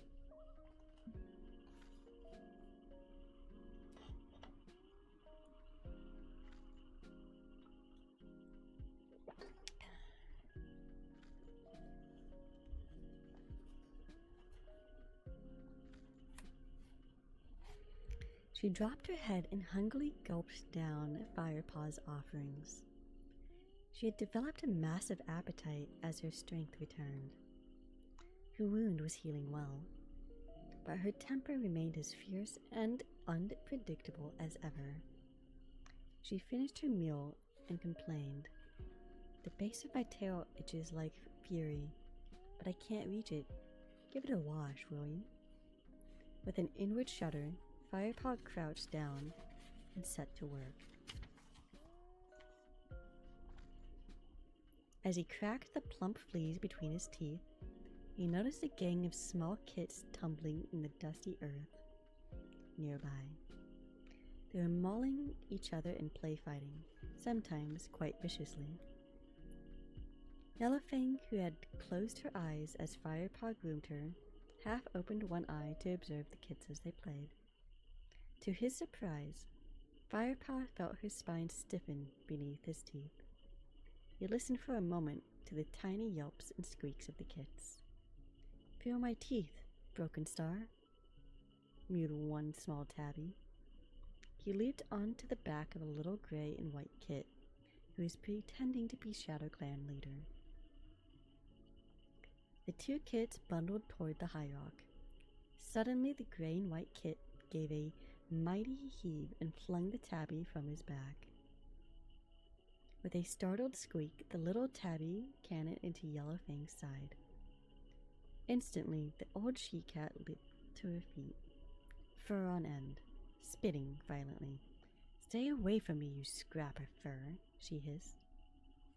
The tabby kit took one look at the furious cat, turned tail, and ran. He hid himself behind a tabby queen, who was staring ferociously across the clearing at Yellowfang. The gray and white kit froze where he stood. Then, paw by paw, he cautiously backed away towards the safety of the nursery. Yellowfang's reaction had shocked Firepaw. He thought he'd seen her at her most vicious when they fought after their first meeting, but her eyes burned with a new rage now. "I think the kits are finding it hard to be confined to camp," he mewed cautiously. "They're getting restless."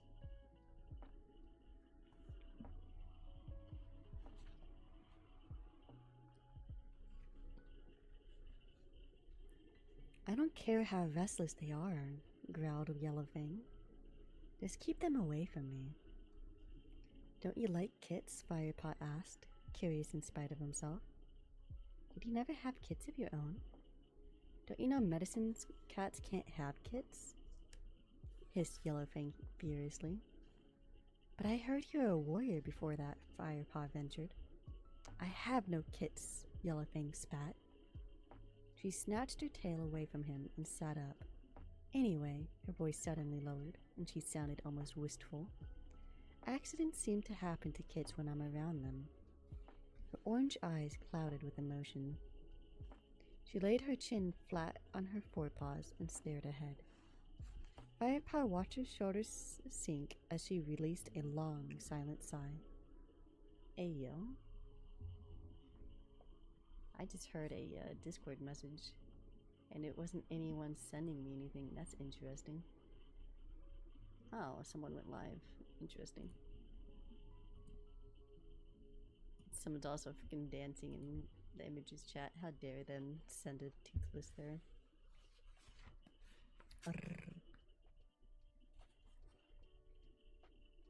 Firepaw looked at her curiously. What could she mean? Was the old she-cat being serious? It was hard to tell. Yellowfang seemed to swing from mood to mood so quickly. He shrugged to himself and went on with the grooming. "There are a couple of ticks I couldn't pull out," he told her when he had finished. "I should hope you didn't even try, you idiot," snapped Yellowfang.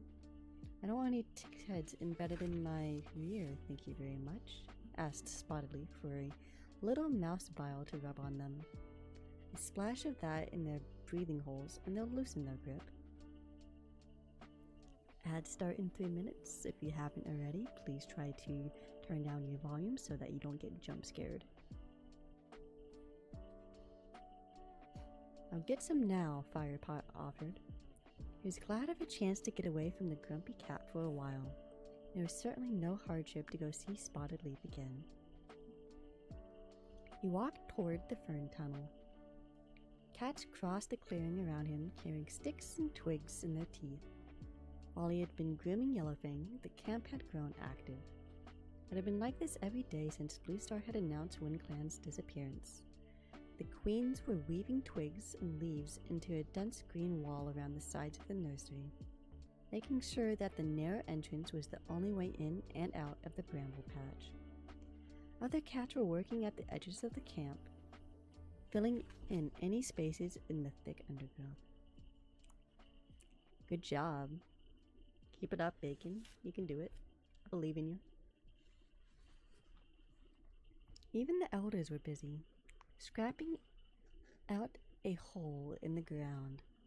Warriors filed steadily past, piling pieces of fresh kill beside them, ready to be stored inside the newly dug hole. There was an air of quiet concentration, a determination to make the clan as secure and well supplied as possible. If ShadowClan made a move on their territory, ThunderClan would shelter inside the camp. They would not let themselves be driven from their hunting grounds as easily as WindClan had been. Darkstripe, Longtail, Willowpelt, and Bestpaw were waiting silently at the camp entrance. Their eyes were fixed on the opening to the Gorse Tunnel. A patrol was just returning, dusty and paw-sore. As soon as the warriors entered the camp, Darkstripe and his companions approached and exchanged words with them. Then they slipped quickly out of the camp.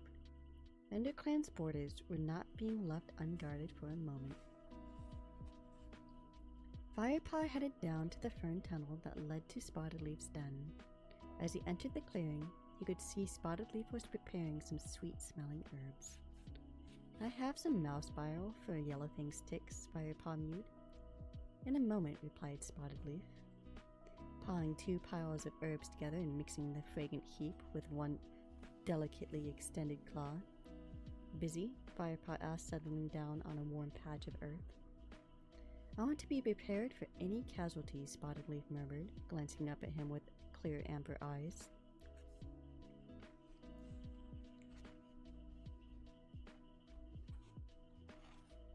Firepaw met her gaze for a moment, and looked away, an uncomfortable feeling prickling its fur.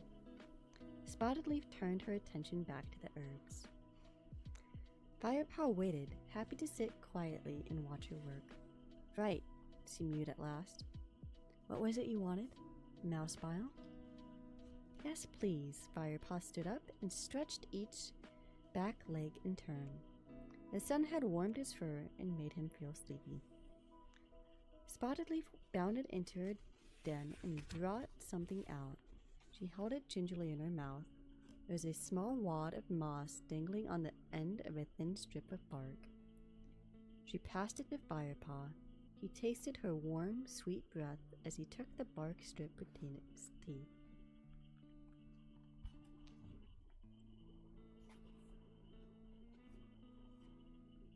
While the ad is going, I'm going to go ahead and take a quick break. I will be right back.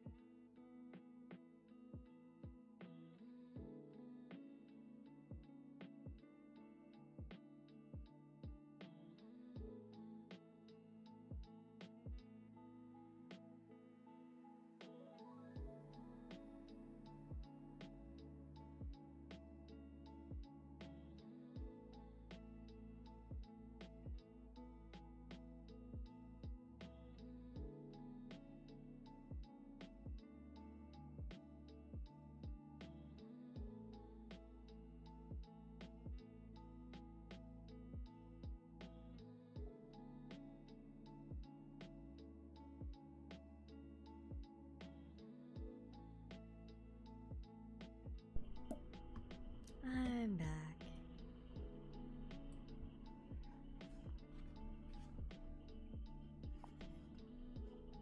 The moss is soaked in bile, Spotted Leaf explained. Don't get any in your mouth, or you have a foul taste for days. Press it on the ticks and then wash your paws in this stream, not with your tongue. Firepaw nodded and trotted back to Yellowfang, feeling suddenly cheerful and tingling with energy. Hello, Frenzied. Welcome in. And also welcome to the chat. I am Harusuki, the Kitsune Gamer, and I am currently using my female fox model. I do have two different voices. I do have a male Kitsune model as well. Right now we are doing ASMR for the Warriors Cat Book series of Into the Wild, Book 1. Thank you. I did put a lot of work into it. I made it myself. From the art to the rigging. Hold still, he mewed to the old she-cat. Carefully he used his forepaws to press the moss onto each tick. You may as well clear away my dirt now. Your paws are already foul. She meowed when he had finished. I'm going to take a nap, she yawned, revealing her blackened and broken teeth. The warmth of the day was making her sleepy too. And you can go and do whatever it is you apprentices do, she murmured. When Firepaw had cleared away Yellowfang's dirt, he left her dozing and made his way to the gorse tunnel. He was keen to get to the stream and rinse his paws. Firepaw, a voice called from the side of the clearing. Firepaw turned. It was Halftail. Where are you off to? Meowed the old cat curiously. You ought to be helping with preparations. I've been putting a mouse bile on Yellowfang's ticks, replied Firepaw. Amusement flickered through Halftail's whiskers. So now you're off to the nearest stream. Well, don't come back without fresh kill. We need as much as we can find. Yes, Halftail, Firepaw replied. He made his way out of the camp and up the side of the ravine. He trotted down to the stream where he had Greypaw had hunted on the day he had found Yellowfang.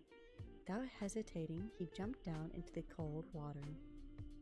It came up to his haunches and wet his belly fur. The shock made him gasp, and he shivered. A rustle in the bushes above him made him look up. Although the familiar scent that had reached his nose told him there was nothing to be alarmed about. What are you doing in there? Greypaw and Ravenpaw were standing at and looking at him, as if he were mad. Mousebile, Firepaw grimaced. Don't ask. Where are Lionheart and Tigerclaw? They've gone to join the next patrol, answered Greypaw. They ordered us to spend the rest of the afternoon hunting.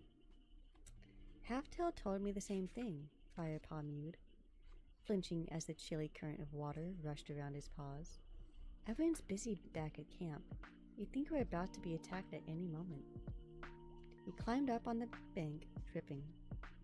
Who says we won't? Mewed Ravenpaw, his eyes flicking side to side as if expecting an enemy patrol to leap out of the bushes at any time. Firepaw looked at the heap of fresh kill that was piled beside the two apprentices. Looks like you've done all right today, he mewed. Yeah, mewed Greypaw proudly, and we've still got the rest of the afternoon to hunt. Do you want to join us? You bet, Firepaw purred. He gave himself a final shake and bounded into the undergrowth after his friends.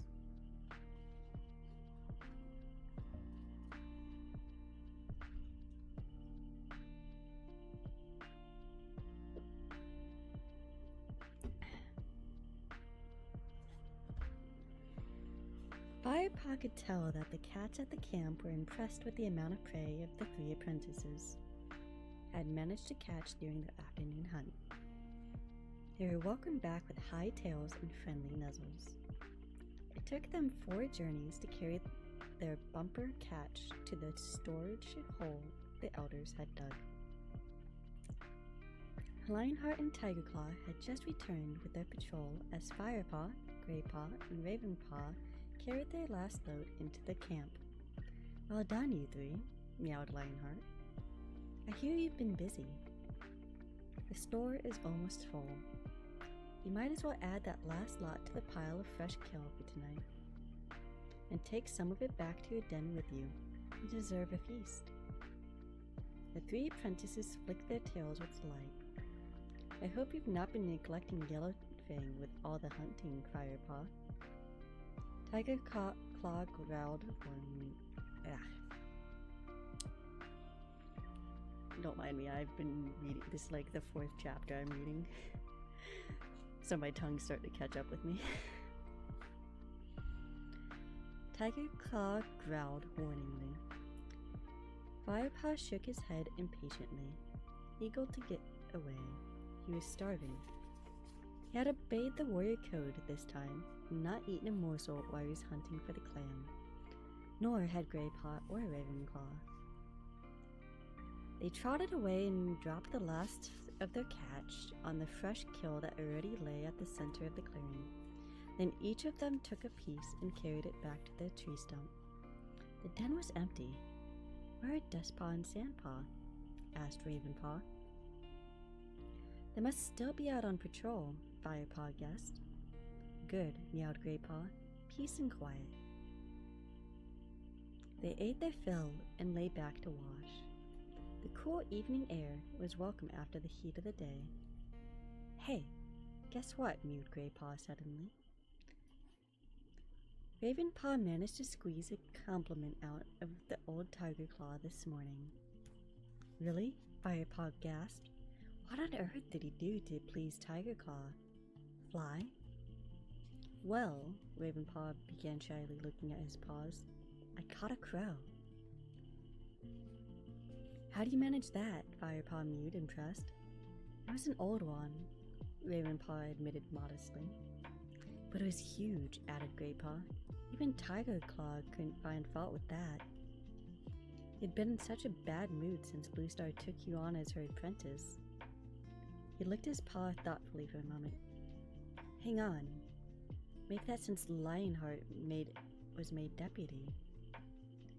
He's just worried about ShadowClan and the extra patrols, mewed Ravenpaw hastily. Should try not to annoy him.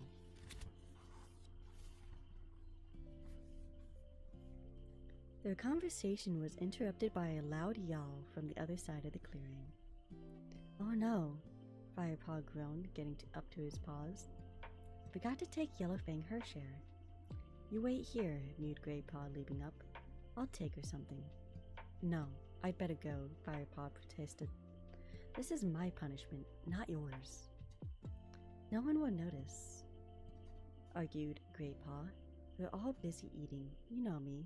Quiet as a mouse. Quick as a fish. Wait here.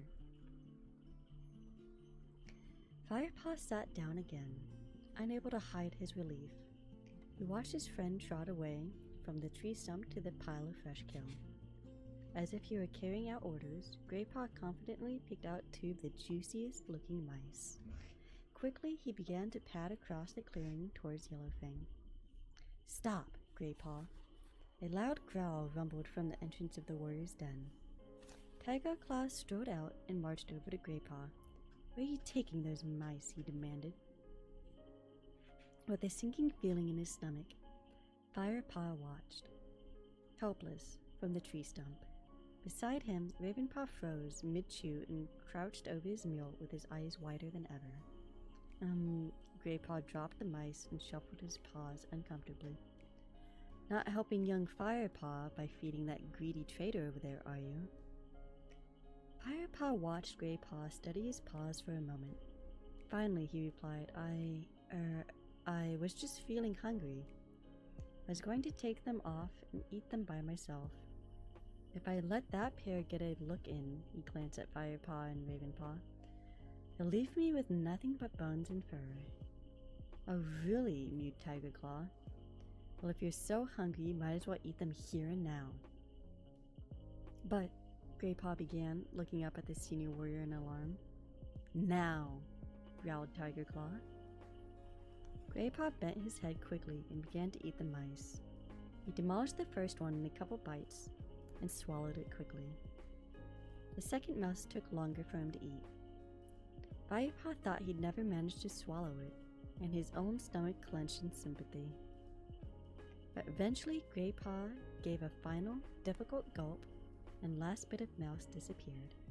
Better now? Asked Tigerclaw, his voice smooth with mock sympathy. Much, replied Greypaw, stifling a burp. Good. Tigerclaw stalked off again, back to his den. Greypaw slunk uncomfortably back to Firepaw and Ravenpaw. Thanks, Greypaw, Firepaw mewed gratefully, nudging his friend's soft fur. That was quick thinking.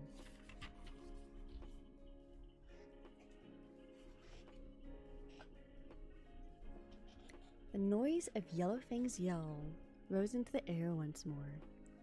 Firepaw sighed and got to his paws. He'd make sure he took her enough to see her through the night. He wanted to return in early. His stomach was full and his paws were tired. Are you okay, Greypaw? He asked as he turned to leave. Ow, groaned Greypaw, who was hunched into a low crouch, squinting with pain. I've eaten too much. Go and see Spotted Leaf, Firepaw suggested. I'm sure she'll find something to help. I hope so, mewed Greypaw, tottering slowly away. Firepaw wanted to watch him go until another angry yell from Yellowfang sent him sprinting across the clearing. That was the end of chapter 9. Going to go ahead and move on to chapter 10, which is going to be the final chapter for this stream. I actually am thinking about posting all of these chapters, like for the Warrior series, on YouTube so people can go back to them and listen if they like. But yeah, we'll see when we get to it. By the following morning, a thin drizzle soaked the treetops and dripped down into the camp.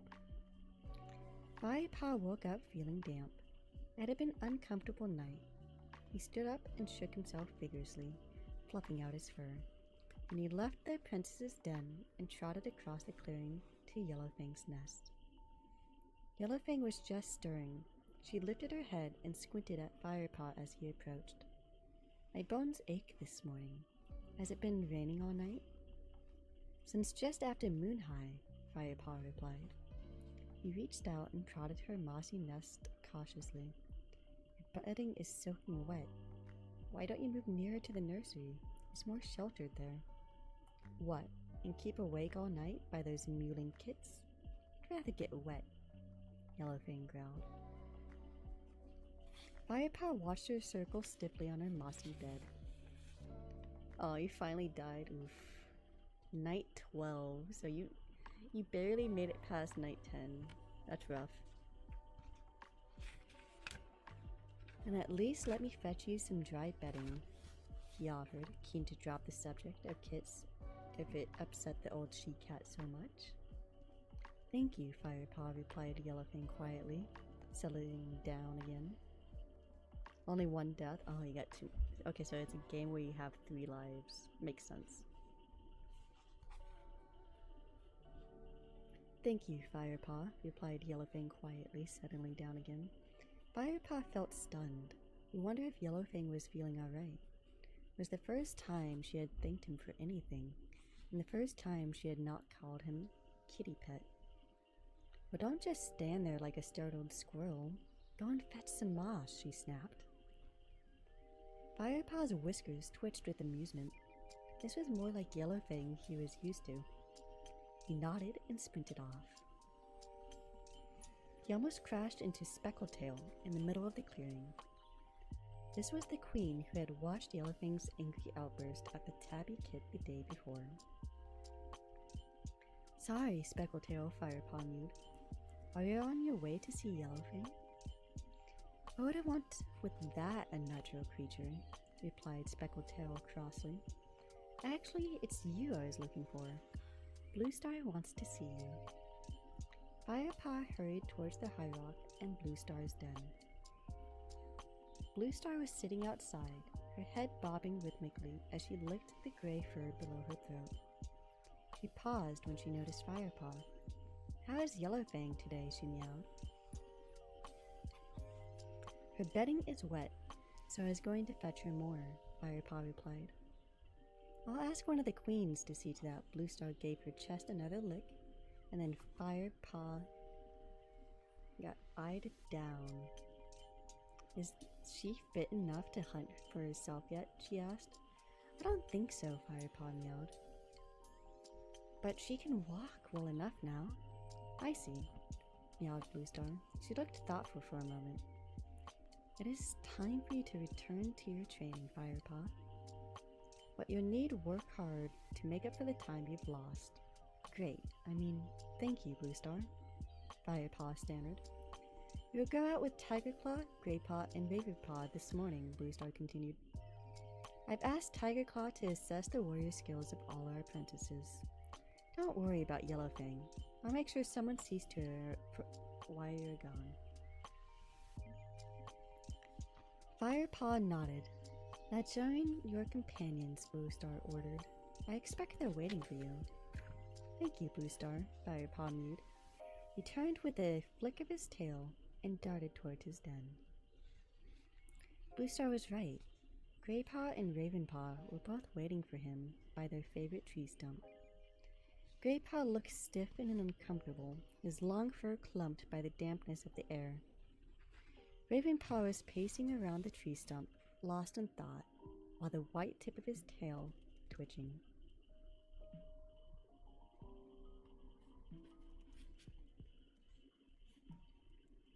So you're joining us today, Greypaw called as Firepaw approached. Some day, huh?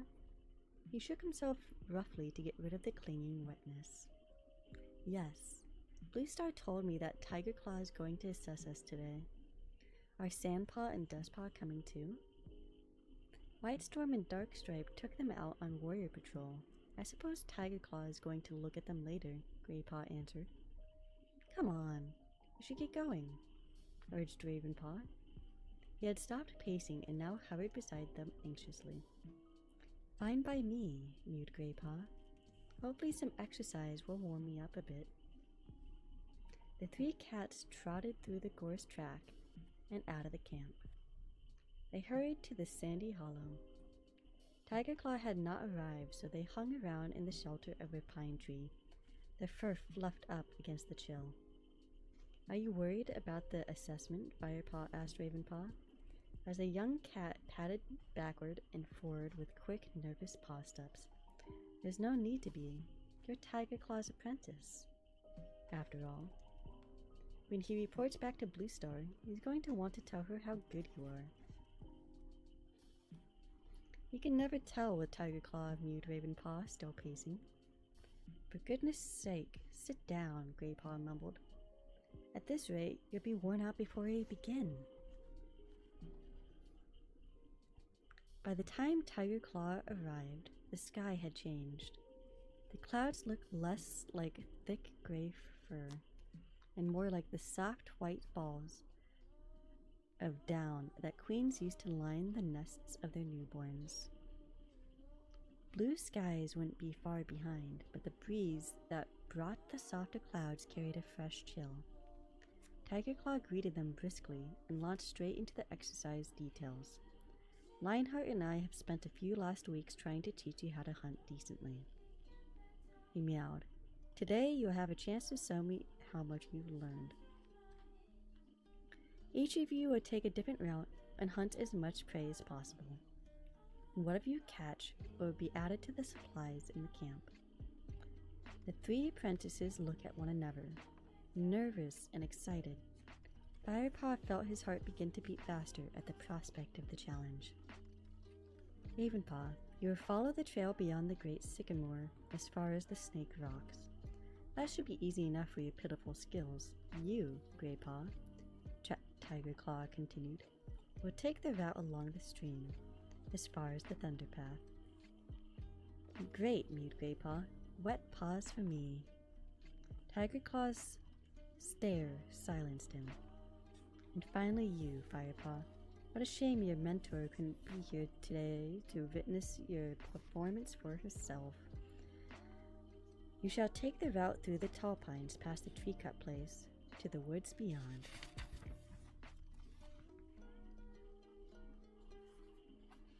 Firepaw nodded frantically, tracing the route in his head.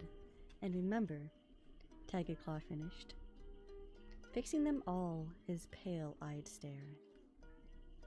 I shall be watching all of you. Ravenpaw was the first to sprint away towards the snake rocks. Tiger Claw took a different track into the woods, leaving Graypaw and Firepaw alone in the hollow trying to guess who Tiger Claw would follow first. I don't know why he thinks Snake Rocks is an easy route, mewed Graypaw. The place is crawling with adders. Birds and mice stay away from there because there are so many snakes. Ravenpaw have to spend his whole time trying not to get bitten, Firepaw agreed. Oh, he'll be okay, mewed Graypaw. Not even an adder would be fast enough to catch Ravenpaw at the moment. He's so jumpy. I'd better get going. See you back here later on. Good luck. Graypaw raced towards the stream. Firepaw paused to sniff the air, then bounded up the side of the hollow and began to head for the tall pines. It felt strange to be going in this direction, toward the two-legged place he had been raised in. Cautiously, Firepaw crossed the narrow path into the pine forest. He looked through the straight rows of trees, across the flat forest floor, alert for the sight and scent of prey. A movement caught his eye. It was a mouse. Scrambling through the pine needles, remembering his first lesson, Firepaw dropped into his stalking position, keeping his weight in his haunches. His paws light on the ground. Technique worked perfectly. Mouse didn't detect Firepaw until his final leap. He caught it with one paw and killed it swiftly. Then he buried it so that he could pick it up on his return journey. Firepaw traveled a little further into the tall pines. The ground here was deeply rutted by the tracks of a huge two-legged monster that tore down the trees. Firepaw took a deep breath, his mouth open. The monster's acid breath had not touched the air here for a while. Firepaw followed the deep tracks, jumping across the ruts. They were half filled with rain, which made him feel thirsty. He was tempted to stop and take a few mouthfuls, but he hesitated. One lap of that muddy trench water, and he'd taste the monster's foul-smelling tracks for days. He decided to wait. Perhaps there would be a rainwater puddle beyond the tall pines. He hurried onwards through the trees and crossed the two-legged path on the far boundary. He was back amid the thick undergrowth of oak woods. He moved onwards until he found a puddle and lapped up a few mouthfuls of fresh water. Firepaw's fur began to prickle with some extra awareness. He recognized sounds and scents familiar from his old watching place on the fence post. I knew instantly where he was. These were the woods that bordered the two-leg place. He must be very close to his old home now.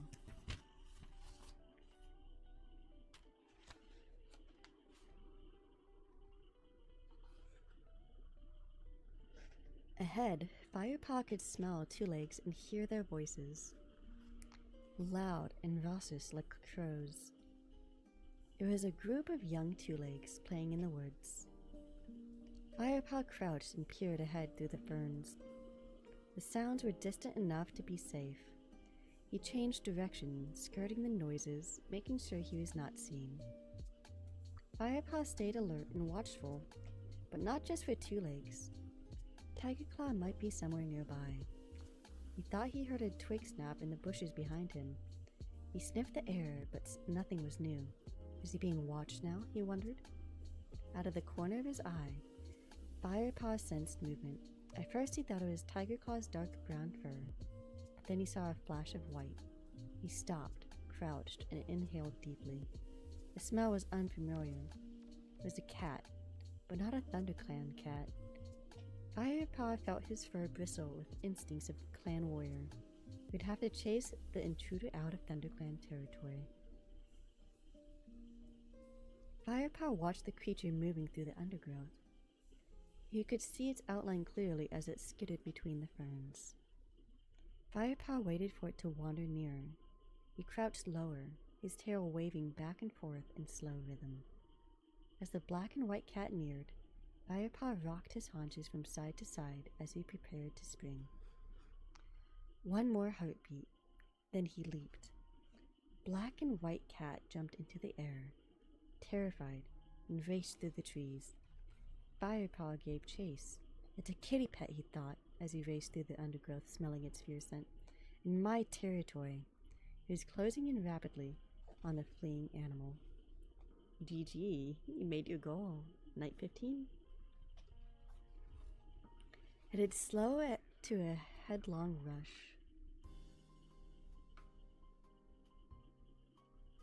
It had slowed its headlong rush, preparing to scramble up the wide, mossy trunk of a fallen tree, with the blood roaring in his ears. Firepaw leaped onto its back in a single bound. Only one death, yeah. Are you gonna get to 20 though? That's the question. Firepaw could feel the cat struggling beneath him as he gripped with all of his claws. It let out a desperate and terrified yowl. Firepaw released his grip and backed away. The black and white cat cringed at the foot of the falling tree, trembling and looking up at him. Firepaw lifted his nose, feeling a ripple of disgust at the intruder's easy surrender.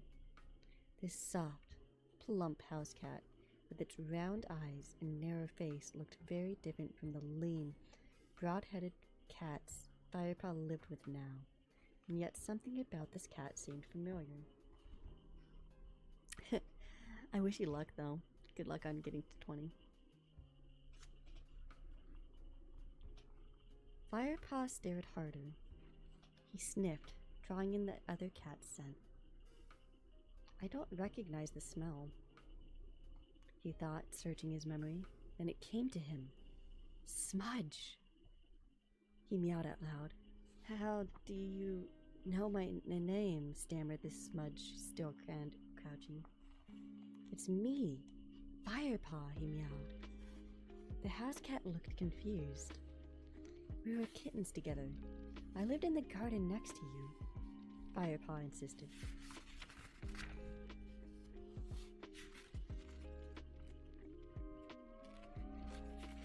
Rusty? Mewed Smudge in disbelief. Is that you? Did he find the wildcat again? Or are you living with new housefolk? You must be if you're still alive. I'm called Firepaw now, Firepaw meowed. He relaxed his shoulders and let his fur fall flat into a sleek orange pelt. Normal amount of nights, the last 90 seconds, and managed to get it down to 61 seconds. Nice. Smudge relaxed too, his ears pricked up. Firepaw, he echoed amused. Well, Firepaw, looks like your new housefolk don't feed you enough. You certainly weren't this scrawny last time we met. I don't need 2 legs to feed me, Firepaw replied. I've got a whole forest of food to eat. 2 legs? Housefolk. That's what the clans call them. Smudge looked bewildered for a second, and his expression changed to one of complete astonishment. You mean you're really living with the wildcats? Yes, Firepaw paused. You know, you smell different. Unfamiliar. Unfamiliar? Smudge echoed. He sniffed. I suppose you're used to the smell of those wildcats now. Firepaw shook his head, as if to clear his mind. But we were kittens together. I should know your smell like I'd know the smell of my birth mother. Then Firepaw remembered. Smudge has passed 6 moons. No wonder you look so soft and fat, and smelled so strange. You've been to the cutter, he gasped. I mean, the vet.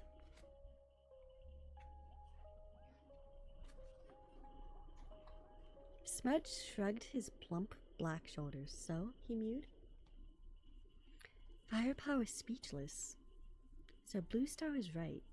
Come on then, what is it like, living wild? Smudge demanded. Is it as good as he thought it would be? Firepaw thought for a moment. About last night, sleeping in a damp den. Thought about mouse bile and clearing away Yellowfang's dirt. And trying to please both Lionheart and Tigerclaw at once during training. He remembered the teasing he suffered about his kitty pet blood. Then he remembered the thrill of his first catch, of trudging through the forest in pursuit of a squirrel, and of warm evenings beneath the stars sharing tongues with his friends. I know who I am now, he meowed simply. Smudge tipped his head to one side and stared at Firepaw, clearly confused. I should be getting home, he mewed. Mealtime soon. Go carefully, Smudge. Firepaw leaned forward and gave his old friend an affectionate lick between the ears. Smudge nuzzled him in return, and stay alert. There may be another cat in the area who is not fond of kitty pets. I mean, house cats, as I am. Pocket Watch 3 quick outs in the moon card. Pocket Watch decreases night time by 5 seconds. Each quick out decreases it by 5 and the moon card decreases it by 9. So I'm guessing that's just very useful. I'm guessing you have to like survive. Makes sense. Smudge's ears flicked nervously at these words. He looked around cautiously and leaped up onto the trunk of a fallen tree. Goodbye, Rusty, he mewed. I'll tell everyone at home that you're okay. Bye, Smudge, meowed Firepaw.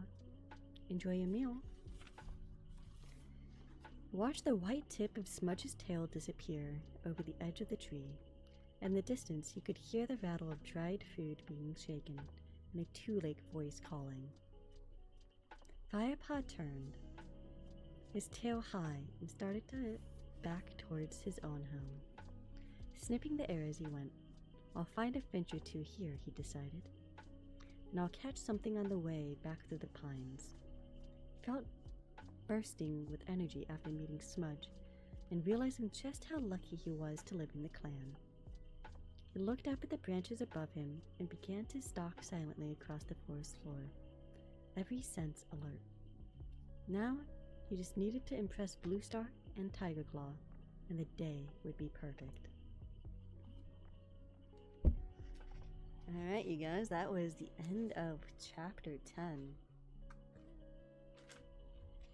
So we have completed the goal for today. I have read chapters 6 through 10, that is 5 chapters. And we are going to continue doing the next 5 chapters on next Friday. So I hope you enjoyed it. And I'm happy you guys showed up. If you want me to read out to anyone, you should probably tell me now. Otherwise, I may just end the stream as is.